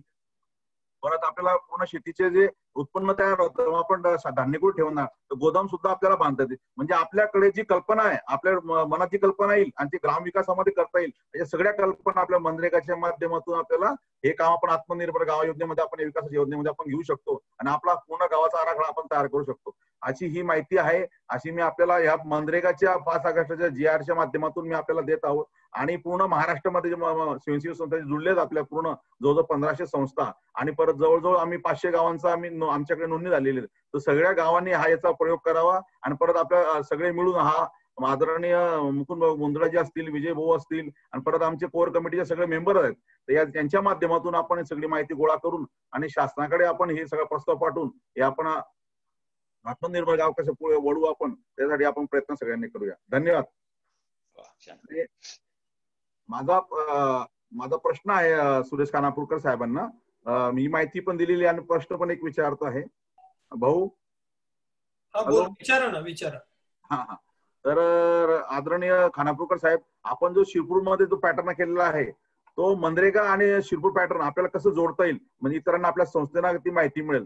आदरणीय खानापूर साहेबांनी त्याची माहिती द्यावी. मी आता माझ्या भाषणात बोललो आहे सगळं मी मनरेगाचा जो GR आहे ते सगळे GR आहेत ते सगळ्याचा अभ्यास करून पैसा आपल्याला कमी पडणार नाहीये तिथे फक्त आपल्याला कुशल अकुशलचा जो प्रॉब्लेम आहे 60-40चा त्याचा अभ्यास करून कुठले काम कुशलमध्ये टाकायचे कुठे याच्यात टाकायचे आणि जिल्हाधिकाऱ्यांनी काही वेळा तहसीलचा 40 एकत्र वरून एका जास्ती काम करता येतं ते सगळं करता येईल होतं. त्याच्यामुळे कुशल अकुशल कामाचा अभ्यास करून कोणती कामं घेता येतात आणि मनरेगा म्हणजे आपल्याला जलसंधारणाची कशी कामं करता येतील त्याचा अभ्यास करून आपल्याला जे माती काम आहे कमीत कमी किंवा मुरुम काम आहे फेकायचं आहे ते तर करता येईल आणि मग एक आणखी खोल जायचं आहे त्यासाठी आपल्याला 40% कुशल कामं करून मशिनरी काम करता येईल. त्याचे कारण हे नाही केलं तर या कामाला अर्थ उरत नाहीये. त्याच्यामुळे हे दोन्ही लक्ष ठेवून आपण काम करू शकतो. अशा प्रकारची कामं अनेक ठिकाणी लोकांनी केलेली आहेत. काही लोकांनी CSR फंडातून केली आहेत काही मनरेगातून केलेली आहेत आणि काही लोकांनी लोकवर्गणीतून केलेली आहेत. त्याच्यामुळे तो प्रश्न असे सगळे मॉडेल आता उभे आपल्याकडे सगळीकडे आहेत महाराष्ट्रामध्ये. म्हणजे अदर दॅन हे सगळे जे कामं आहेत जी फसलेली कामं सोडून द्या अर्धवट पण यशोगाथा खूप आहे. आता शिरपूर पॅटर्नचं 100% अवलंब करून ज्यांनी काम केलं तिथे अजून टँकर लागलेलं नाहीये अशी उदाहरणं आपल्याकडे आहेत. अगदी नगर जिल्ह्यामध्ये आहेत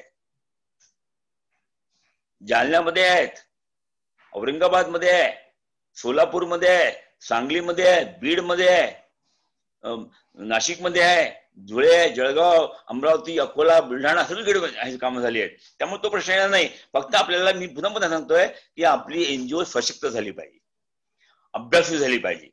आणि ही सगळे कारण हे सगळे कोणी वापरतच नाही, ग्रामसेवकला कोणी जात नाही ना, प्रॉब्लेम आहे ना. त्यानं ते साक्षर केलं पाहिजे, हे तुमचं काम आहे, आपल्याला काम समजून घेतलं पाहिजे आणि आपले अधिकार आहेत. तर हे होऊ शकतं. यासाठी आपली तिथली जी लोकल संस्था आहे, जी ज्या आपण 10 गाव देतोय एका संस्थेला, त्यांनी सक्षम होणं अतिशय आवश्यक. कठीण काम नाहीये. आणि आपण काही प्रॉब्लेम आहे, आपण सगळे आहोत जे मदतीला, तो भाग येणार नाही. नक्की. धन्यवाद खानापूरकर साहेब. भाऊ कोणाचे प्रश्न असेल तर घेऊया आपण. नरेंद्र सर, इथं काही चॅट मध्ये प्रश्न विचारलेले आहेत. हो, तुम्ही सांगा. आपण आढावा घेऊया. बचत गटासाठीचा जो गोडाऊनचा फॉर्म अवेलेबल आहे का, असं एक जण विचारतात, नीताताई मुलं. हो हो आहे असा फॉर्म. म्हणजे आपल्याला वैयक्तिक लाभाच्या योजना, सामूहिक लाभाच्या योजनेअंतर्गत आपला जो लेबर बजेट आहे आणि जो आपला ग्रामविकास आराखडा असतो गाव पातळीवर 2 ऑक्टोबर मध्ये जो आपल्याला सादर करायचा आहे, त्याच्यामध्ये याचा समावेश करता येईल. बचत गटाला आपल्याला ते शेड बांधता येईल. आपल्याला एखादी वस्तू विक्रीचं केंद्र असेल बचत गटाला, किंवा आपण बचत गटाच्या माध्यमातून काही कौशल्य विकास किंवा काही ट्रेनिंग सेंटर असेल, ते सुद्धा बांधकाम भवन बांधता येतात आपल्याला. मनरेगा मधून 30 फूट करता येत नाही, शासन कसा एस्टिमेट करून देतं, फक्त 4 ते 5 फूट करता येतं. ह्या विषयावर आता खानापूरकर सर पण बोललेत वाटतं ना, ते पाणी जलसंधारणाचा विषय. मनरेगा मध्ये 30 फूट जात करता येत नाही, तो विषय जो धोरणात्मक विषय आहे, तो राज्य शासन आणि दिल्ली पातळीवर आपल्याला सोडवता येईल. तो एक अजून 1-2 प्रश्न आधी आलेले आहेत, ते मी जस्ट रिपीट करतो. प्रत्येक साठवण तलावासाठी किती टक्के पाणी साठा राखीव ठेवला पाहिजे, असं काही GR आहे का? हो, 30% प्रत्येक पाण्याची साठवण क्षमता 30% आपल्याला ठेवलं पाहिजे. गावोगावी जे पाझर तलाव आहेत, त्यातील संपूर्ण पाणी साठा राखून ठेवता येतो. उपसा करणाऱ्या मानवी निर्मिती आपत्ती कायद्याअंतर्गत गुन्हेगार ठरतो. याबाबत जागृती करून प्रसंगी पोलीस कारवाई करून बोरगाव खुर्द तालुका अहमदपूर इथं पाणी साठा नियमित करण्यासाठी एक काम केलंय. तसं काम सगळीकडे करता येऊ शकतं का?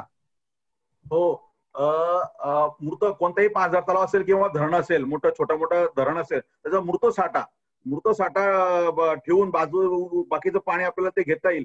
पण ते असं नियमानुसार, म्हणजे पाणी वापरच्या संस्थेच्या माध्यमातूनच ते पाणी वापर उचल करता येईल त्याचा. याच्यामध्ये आता सध्या एक विषय राहिला की आता आपण ऑगस्ट महिन्यात आहोत.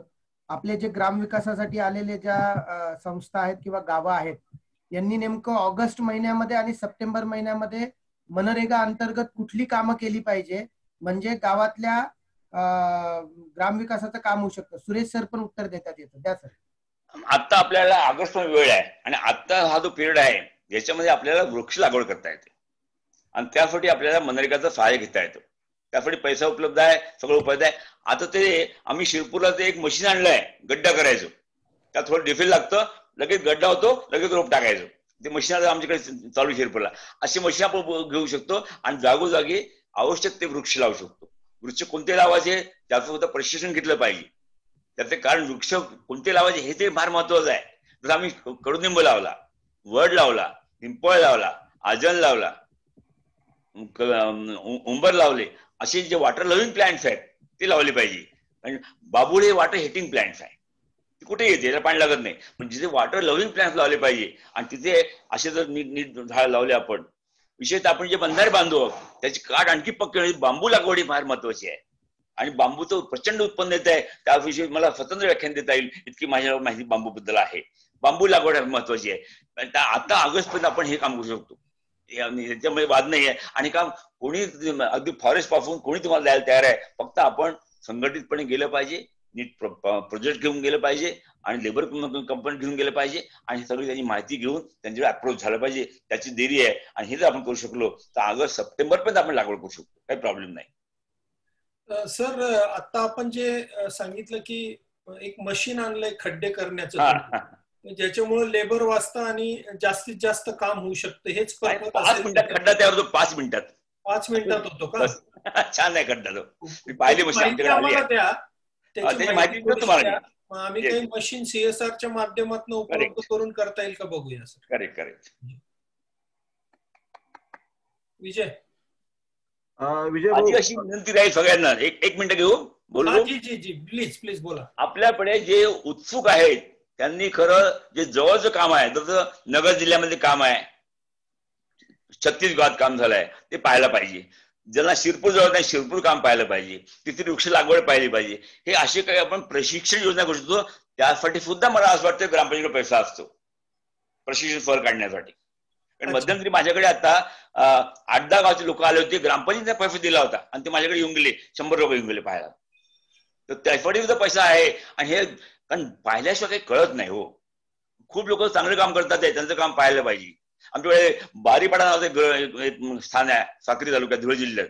तिथे एक आदिवासी पोरगा आहे पवार, चैत्राम पवार. उत्तम काम केलं आहे. जंगल वाढवलं त्यांनी, पाण्याचं काम केलेलं आहे, सगळं काम केलं पाहण्यासारखं आहे. अशी सहज सुद्धा आपण काढली. येऊन जाऊन शिर्डी शिंगणापूरकडे जाण्यापेक्षा ही जी आता जलक्षेत्र आहेत, तीर्थक्षेत्र आहे, तिथे गेलं पाहिजे. हा एक कार्यक्रम एन्जॉय घेऊ शकतो आपण. सुळेजी, रामराव सुळे आहेत, इंजिनियर आहेत ते सोलापूर. सुळेजी, तुम्हाला काय विचारायचंय? हा, नमस्कार साहेब. नमस्कार साहेब, मी ऍज अ सिव्हिल इंजिनियर म्हणून तुम्हाला एक प्रश्न विचारतो. आणि कारण तुमचं जे हे काम आहे पाणी क्षेत्रातलं खूप मोठं योगदानाचं काम आहे.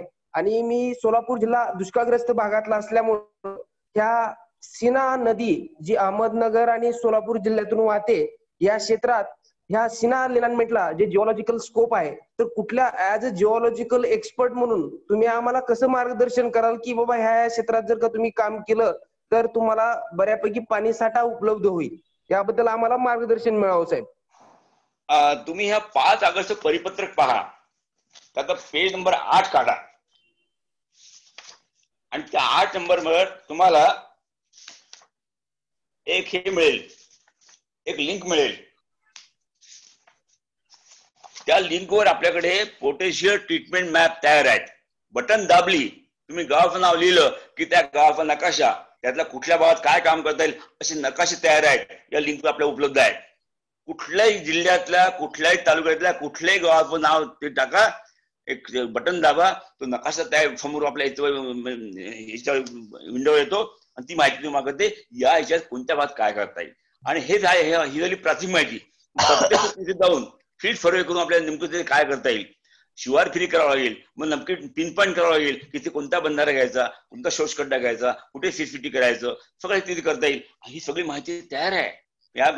या CGR मध्ये, या परिपत्रकात 5 नंबर 8 वर तिथे लिंक दिलेली आहे, पोटेन्शियल ट्रीटमेंट मॅप. हे पूर्ण महाराष्ट्राचे तयार आहेत, एका लिंकवर तुम्हाला उपलब्ध आहे. नंतर दुसरी आणखी एक लिंक दिली आहे त्यांनी, महाराष्ट्र जिओ पोर्टल म्हणून.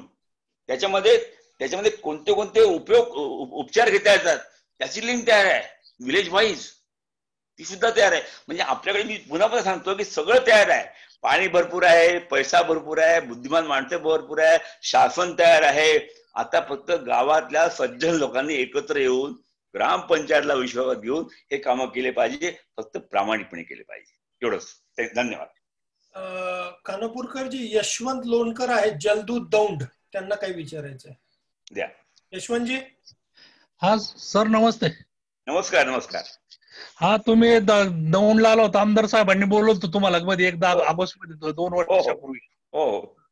तर तुमचं भाषण वगैरे छान झालं काय, आणि त्याच्यातून बऱ्यापैकी तालुक्यामध्ये काम चालू झालं. अरे वा. राहुलदादा आमदार, राहुलजी बरंच काम केलेलं आहे. हो काय, आणि बऱ्यापैकी चांगलं काम चालू झालं. ग्रामपंचायती मी त्याचा अपडेट घेत राहतो नाही वेळोवेळी. हो. आणि दुसरं असं होतं की तुम्ही जे मशीन सांगितलं होतं, तर त्या मशीनची किंमत काय एक, आणि माहिती मी तुम्हाला पैशात टाकतो, देतोय, विजयला देतो माहिती सगळी. हो, शिरपूर बोलावून घेतो ती मशीनची किंमत काय, कुठे मिळते, त्याचे खर्च किती, एका खड्ड्याला खर्च किती येतो, डिझेल किती, सगळं आपल्याला माहिती मिळेल. तो प्रॉब्लेम नाही, मी तिथे टाकतो माहिती ती. तुम्ही पुण्यात असता का आता? मी सध्या पुण्यात, आज औरंगाबादला आहे. नाही, पुण्यात आता वास्तव्याला पुण्यात आहेत का? हो, पुण्यात वास्तव्याला मी आता. आणि पुण्यावर मी ऑल इंडिया फिरतो कन्सल्टंट म्हणून, कारण माझं काम सुरू आहे आता गुजरातमध्ये सुरू आहे, एमपीत सुरू आहे, कर्नाटकात सुरू आहे. मी कुठे जयपूरला जाऊन मध्यंतरी मी सगळी काम सुरू आहे माझं ऍज ए कन्सल्टंट म्हणून.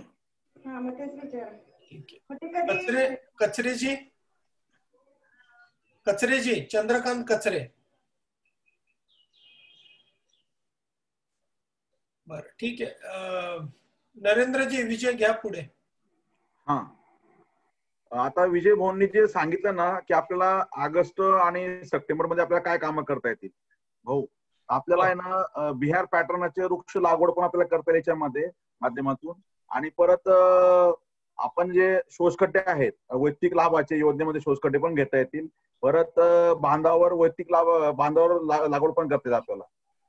बर ठीक आहे विजय, आता तू कन्क्लूड कर कसं तुझं प्लॅन आहे 1 लाख लोकांना रोजगार देण्याचा आणि ह्याच्यात हे सगळं प्रोजेक्ट कसे जोडून घेता येतील त्याची माहिती विजय द्या. 2 मिनिटं बोलायचे भाऊ.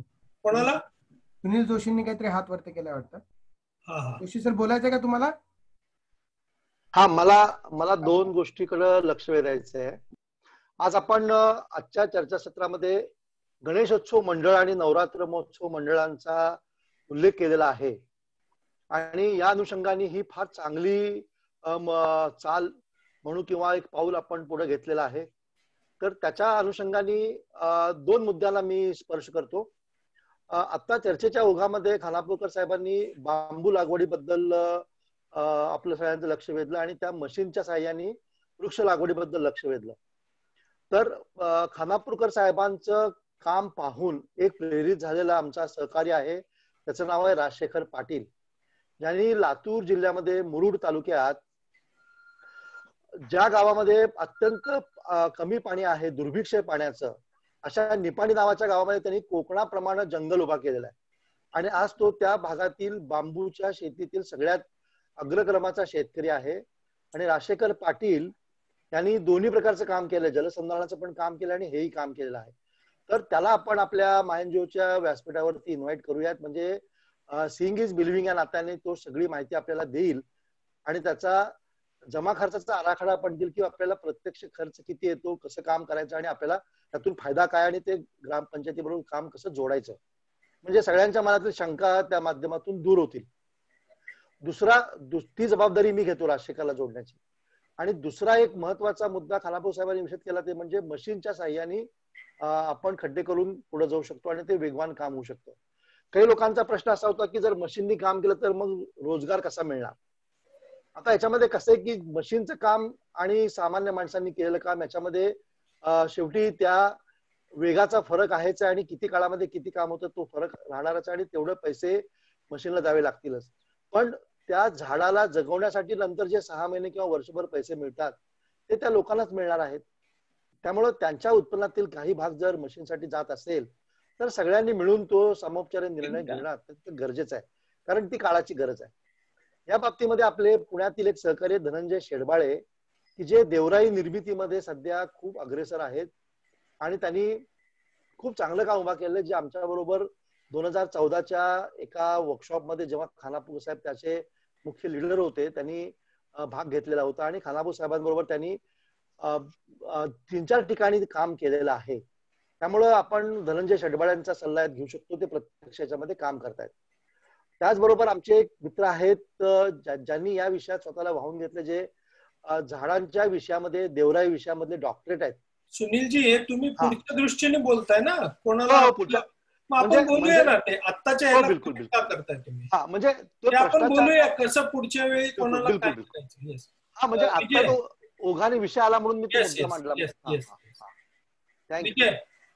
मला एकच सांगायचं होतं फक्त. जी सर. मशीन आल्यामुळे रोजगार बुडणार नाहीये, त्या मशीनला एक माणूस लागतो, 2 माणसं लागतात, रोजगार मिळणार आहे. ते मशीन लेबर ऑपरेटेड आहे. Okay okay okay okay. हा विजय. धन्यवाद. सर्वात प्रथम आजचा सेशन अतिशय महत्वाचा होता आणि या सगळ्यामध्ये आपल्याला एक आत्मनिर्भर गाव जर घडवायचं असेल तर सुरुवात ही आत्मनिर्भर गावातील पाणी झालं पाहिजे, हा एक संदेश सुरेश खानापूरकर सरांनी दिलेला आहे. जोपर्यंत पाण्याच्या बाबतीत गाव स्वावलंबी होत नाही, जोपर्यंत तिथं पाणी येत नाही, तोपर्यंत गावाची शेतीचा विकास होणार नाही, तोपर्यंत गावामध्ये कुठल्याही प्रकारचं काम पुढे आपल्याला विकसित करता येणार नाही. तर ह्या छोट्या मोठ्या गोष्टीतून त्यांनी त्यांचा अनुभव पण शेअर केलेला आहे. तर मला असं एक सर्वांना विनंती करायची आहे की सरांचा हा सल्ला आपण नक्की लक्षात ठेवूया. आणि आता जे आपण काम करतोय 1 लाख रोजगार निर्मितीचं, तर ह्या 1 लाख रोजगार निर्मितीचे टप्पे कसे असू शकतात. आज आपण 1 जून पासून काम सुरू केल्यानंतर 500 गावं आपल्यासोबत जुडलेली आहेत. ही एक चांगली गोष्ट पेपरवर झाली आहे. पण आता 500 गावातलं काम आपल्याला चलित करायचंय, ज्याला आपण म्हणू की चालना द्यायची आहे.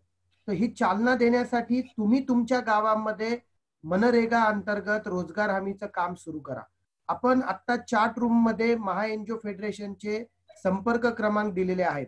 आदरणीय मुकुंद शिंदे सर हे आमचे या ठिकाणी सर्वांना माहिती आहेत, परिचित आहेत. मुकुंद शिंदे सर हे आपल्या पूर्ण महा एनजीओ फेडरेशनच्या संचालकपदी आहेत आणि ते या मनरेगाचं कोऑर्डिनेशन पण करतात. तर मुकुंद शिंदे सरांचा नंबर दिलेला आहे, तुम्ही तिथं सरांना संपर्क करा. दुसरा महत्वाचा मुद्दा येतोय की गावात काम करण्यासाठी अडचणी येतात. काही जणांनी म्हणलंय की प्रशासन गावातलं ग्रामपंचायत साथ देत नाही, गावामध्ये राजकारण असतं, कुठंतरी वेगवेगळ्या प्रकारच्या अडचणी येतात. तर त्याच्यासाठीच आपण गावामध्ये काम त्यावेळेस उभं राहील ज्यावेळेस गावामध्ये चांगलं संघटन निर्माण होईल. एक लक्षात घ्या, तुम्ही एकटा व्यक्ती, एकटी संघटना जर कुणाला जाऊन भेटलं तर तुम्हाला आजच्या घडीला जर एखादा चांगला जबाबदार प्रशासकीय अधिकारी असेल तर नक्की सन्मान देईल. परंतु ज्यांना गावामध्ये राजकारणाची अडचण येते, ज्यांना गावातल्या ग्रामपंचायती साथ देत नाहीत, त्यांनी आधी गावामध्ये शिवार फेरी काढावी. गावातल्या प्रत्येक घराघरामध्ये जाऊन त्यांनी मजुरांची यादी तयार करावी. गावामध्ये ज्यावेळेस तुमच्याकडे किमान 200 मजुरांची यादी तयार असेल, त्या 200 मजुरांचे जॉब कार्ड आहेत की नाही ते जॉब कार्ड तुम्ही काढून घ्यावेत.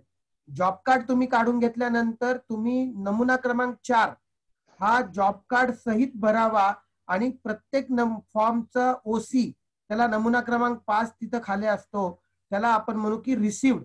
प्रत्येक जॉब कार्डची रिसिव्ड आपण घ्यावी. जर तुम्ही प्रत्येक जॉब कार्डची रिसिव्ड घेतली तर या 200 मजुरांना 15 दिवसाच्या आत काम देणं हे शासनासाठी कुठेतरी बंधनकारक आहे. मग तुम्ही समजा तुम्हाला काम नाही मिळालं, असेही माझ्याकडे उत्तर आले, किंवा काही जण म्हणले की आमचे जॉब कार्ड घेऊन आता महिना झाला पण आम्हाला कामच मिळालेलं नाहीये. तर त्या ठिकाणी मी त्यांना म्हणलं तुम्ही ओसी घेतली का, तुमच्याकडे नमुना क्रमांक 5 आहे का, म्हणजे रिसिव्ड तुम्ही नमुना क्रमांक 4 हा ग्रामसेवकाला दिला किंवा रोजगार सेवकाला दिला किंवा बीडीओ ऑफिस मध्ये तुम्ही सबमिट केला, त्याची तुम्ही रिसिव्ड घेतली का. तर बरेच जण म्हणतात की आमच्याकडे रिसिव्ड नाही, त्यांनी रिसिव्ड दिली नाही. तर हे कायद्याने चुकीचं आहे. तुम्ही जर रीतसर तिथं त्या ठिकाणी माझा आवाज येतोय का? येतोय, बोल तू कंटिन्यू. तुम्ही जर रीतसर त्या ठिकाणी नमुना क्रमांक 4 भरला आणि त्या ठिकाणी जर तुम्ही नमुना क्रमांक 5 ची रिसिव्ड घेतली तर 100% तुम्हाला काम मिळणार आहे. काही जणांना पुढचे प्रश्न आहेत की त्याचे पैसे मिळत नाहीत. तर तुम्ही जे काम करत आहात त्या कामाचं मास्टर म्हणतात, तुमची हाजरी तुम्ही भरलेली आहे का, ती हाजरी तुम्ही पाहिलेली आहे का, अशा छोट्या छोट्या गोष्टी आहेत. ती हाजरी बऱ्याच वेळेस काही रोजगार सेवकांच्या आणि ग्रामसेवकांच्या उदासीनतेमुळे ती हाजरी पंचायत समितीच्या मस्टरवर किंवा रिपोर्टिंगवर जात नाही. याचे कारण काही असू शकतात. आपल्याला त्या कारणांमध्ये जायचं नाही, आपल्याला मजुरांना काम द्यायचंय. तर ते काम कसं देता येईल, तर तुम्ही साध्या प्रकारे नमुना क्रमांक 4 भरा, नमुना क्रमांक 5 ची रिसिप्ट तुमच्याकडे ठेवा आणि संबंधित रोजगार सेवक अथवा ग्रामसेवकाला या संबंधित फॉलोअप घ्या. ग्रामसेवक आणि रोजगार सेवकांनी तुम्हाला दाद दिली नाही, तुम्ही 200 मजूर घेऊन किंवा 50 मजूर घेऊन जे काही तुमचे असतात ते तुम्ही गट विकास अधिकारी म्हणजे बीडीओ कडे जर गेलात तर बीडीओ साहेब नक्की तुम्हाला तिथं न्याय देतील. जर बीडीओ साहेबांनी तुम्हाला न्याय नाही दिला, तुम्ही त्या बाजूला तहसीलदार असतात, तहसीलदार तुम्हाला न्याय देतील. या संबंधित तुम्ही पत्रव्यवहार करू शकतात. आता हे पत्रव्यवहार करताना परत इगो विषय येऊ शकतो की ग्रामपंचायतीमधल्या लोकांना असं वाटेल की आम्हाला विचारलं नाही, तुम्ही आम्हाला न विचारतात पुढे गेलात, अशाही भांडणं काही आमच्या कानावर येत आहेत. तर आपण रीतसर जाऊया, आपण रोजगार सेवकाला हे देऊया, आपण ग्रामसेवकाला हे देऊया, संबंधित ग्रामसेवकाकडून नमुना क्रमांक 4 भरून नमुना क्रमांक 5 घेऊया. 15 दिवसात तुम्हाला रोजगार मिळणार आहे. आणि आता जसं नरेंद्र सरांनी सांगितलं किंवा खानापूरकर सरांनी सांगितलं त्या प्रकारे आपल्याला आता वृक्षारोपणाचा हा काळ आहे. या वेळेस कोरोनाजन्य परिस्थितीमुळे वृक्षारोपण झालेलं नाही. आपल्याला इथं संधी आहे. तुम्ही बांधावरची शेतीसाठी करा, तुम्ही गावात वनीकरणासाठी करा, तुम्ही गावामध्ये चांगले झाडं लावा ना. झाडं लावताना स्वदेशी झाडं लावा, म्हणजे पिंपळ आहे, वड आहे, तुमचं चिंच आहे, असे झाडं लावा. फळबाग तुम्ही लावा. फळबाग लागवडीला कुठेतरी तिथं मनरेगा अंतर्गत विचार केला जातो. आणि आमच्या काही लोकांनी तर तिथं 20-20 लाख 50-50 लाख रुपयापर्यंतच्या निधीची मंजुरी आणलेली आहे. तर ह्या सगळ्या गोष्टी होऊ शकतात. गरज आहे ती संघटित होण्याची. गावातलं ग्रामपंचायत, गावातले नागरिक, गावातले ग्रामसेवक किंवा प्रशासकीय अधिकारी, गावातले राजकीय व्यक्ती आणि सगळ्यात महत्वाचं तुम्ही आम्ही गावातले सजग नागरिक, याला आता आपल्याला जोड द्यायची आहे. ती म्हणजे गावातल्या गणपती मंडळांची. आपल्याला पुढचा टप्पा घ्यायचा आहे की आता प्रत्येकाने, आज काल गणपती बसलेत, आता 9 दिवस आपल्या हातात आहेत. या 9 दिवसामध्ये प्रत्येकाने किमान 9 गावांमध्ये संपर्क करा. त्यांची गावांची नाव नोंदणी आमच्याकडे करा. आणि गावांची नाव नोंदणी करताना आता डायरेक्ट गणेश मंडळांना भेटा. प्रत्येक गणेश मंडळाच्या कार्यकर्त्याला त्याच्या गावाबद्दल आत्मीयता असते. त्याला त्याच्या गावासाठी काहीतरी चांगलं काम करायचं असतं. गणेश मंडळाची स्थापनाच मुळात सामाजिक समस्यांवर उत्तर शोधण्यासाठी केलेली आहे. त्यामुळे गणेश मंडळांना आपण सोबत घेऊया. तसंच गावामध्ये नवरात्र मंडळ आहेत, त्या नवरात्र मंडळांना आपण सोबत घेऊया. म्हणजे बचत गट असतील, गावातल्या महिला मंडळ असतील, याही आपल्या सोबत जुडल्या जातील. तर मी जास्त वेळ घेणार नाही, फक्त 2 महत्वाचे मुद्दे सांगून मी थांबणार आहे की प्रत्येकांना आता या ठिकाणी कुठंतरी कन्फ्युजन आहे की आपण महा एनजीओ फेडरेशनशी जुडण्यासाठी काय करावं. तर महा एनजीओ फेडरेशनशी जुडण्यासाठी मी परत सांगतो की मुकुंद शिंदे सरांचा नंबर दिलेला आहे 997541 997541 3534. या क्रमांकावर जर तुम्ही संपर्क केला तर आमच्या मनरेगा नावाच्या ग्रुपवर तुम्ही येताय. मनरेगा नावाचा जो ग्रुप आहे तो ग्रामविकासाचा ग्रुप आहे. आत्मनिर्भर ग्रामविकासाच्या सगळ्या संकल्पना, सगळ्या बैठकी आम्ही तिथं टाकणार आहोत. पुढचा टप्पा मी थोडक्यात सांगून थांबणार आहे की आम्ही आता थिंक टँक कमिटीशी चर्चा करून गावातल्या प्रत्येक 10 गावांमागे एक समन्वयक संस्था ठेवता येईल का, किंवा जिल्ह्यातली एक संस्था प्रत्येक गावामागे समन्वयासाठी आम्ही ठेवणार आहोत. दुसरा टप्पा आम्ही घेतो तो गावांच्या बैठकींचा. आता प्रत्येक जिल्ह्यावाईज मला सांगायला आवडेल की हिंगोली जिल्ह्याची सगळ्यात जास्त गाव नोंदणी झाली आहे. 80 गावं हिंगोली जिल्ह्यातून आलेले आहेत. त्याच्या पाठोपाठ परभणी जिल्ह्यातून 60 गावं आलेली आहेत. अजून आपण गावांची नोंदणी करत आहोत. तुम्हा सर्वांना विनंती आहे की तुमच्या परिचित असलेल्या गावांना, तिथल्या गणपती मंडळांना, नवरात्र मंडळांना आणि स्वयंसेवी संस्थांना सोबत घ्या, चांगल्या लोकांना सोबत घ्या आणि ग्रामविकासाच्या चळवळीमध्ये सहभागी व्हा. या ठिकाणी मी जास्त न बोलता या ठिकाणी थांबतो मी आणि पुढची सूत्र भाऊंकडे देतो. कुणाला काही प्रश्न असतील तर नंबर टाकलेले आहेत, आपण संपर्क करू शकतात. धन्यवाद. भाऊ, एक JSM लातूर असं दिसतंय, ते हात वरती करतायत. मी त्यांना अनम्यूट करा. हॅलो, नमस्कार सर. विचारा. आजचं सत्र खूप चांगलं झालं जी. मी जून जुलै मध्ये सर 1200 मजुरांचे फॉर्म भरले होते जी. आणि मग सगळं कलेक्टर उपजिल्हाधिकाऱ्यापर्यंत पत्रव्यवहार पण केला होता, रीतसर केला होता. पण ग्रामपंचायतचं असं म्हणणं आहे की हे काम तुमचं नाही आहे, तुम्ही करायचं नाही गावामध्ये. का अडचणी खूप आहेत. तुमचा नंबर टाका. तुम्ही ग्रुपमध्ये आहात का जोडलेले? हो असेल सर. हो, बघावं लागेल. मुकुंदजींचा नंबर आहे बघा चॅटवर, त्याला तुम्ही संपर्क साधा. आमच्या अशाच एक आमच्या कोर कमिटीच्या मेंबर आहेत महाराष्ट्राच्या, नीता मगर, त्यांना अशाच अडचणी येत आहेत. आपण बघूया कसं ते करता येईल. Okay sir. Okay, thank you.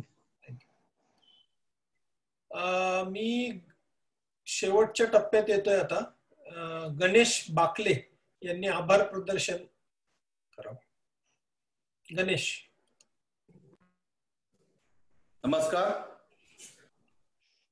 महा एनजीओ फेडरेशन, आवाज येतोय? येस, येतोय.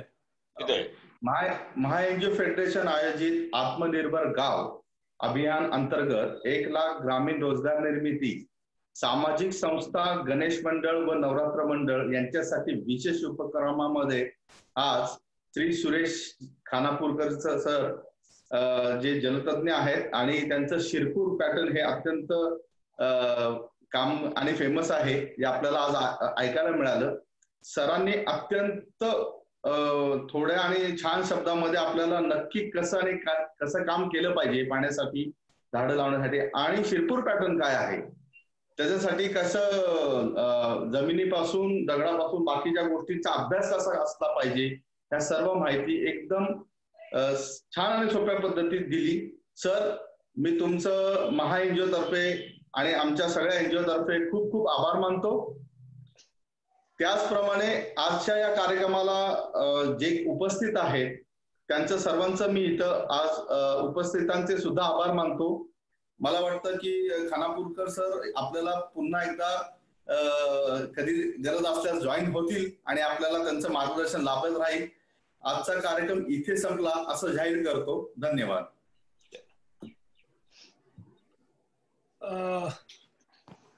सर्वांचा आभार. आणि हा कार्यक्रम आपण आता इथे संपूया आणि पुढची वाटचाल कशी असावी याबाबत आम्ही तुम्हाला संपर्क साधू. 5 ऑगस्टचा GR इथे मेसेज आलेला आहे की त्या बाबतीत सुद्धा मी असं म्हणेल की तो GR सुद्धा आम्ही तुम्हाला पाठवायची व्यवस्था करतो. टाकलाय, टाकून द्या आणि तिकडे टाका, व्हॉट्सअपवर पण टाका सगळीकडे. ठीक आहे, ठीक आहे. आणि पुढचं नियोजन काय असेल ते आम्ही तुम्हाला सांगू. खानापूरकर सर, पुन्हा खूप खूप धन्यवाद आम्हाला सर्वांना गाईड केल्याबद्दल. नमस्कार. चलो.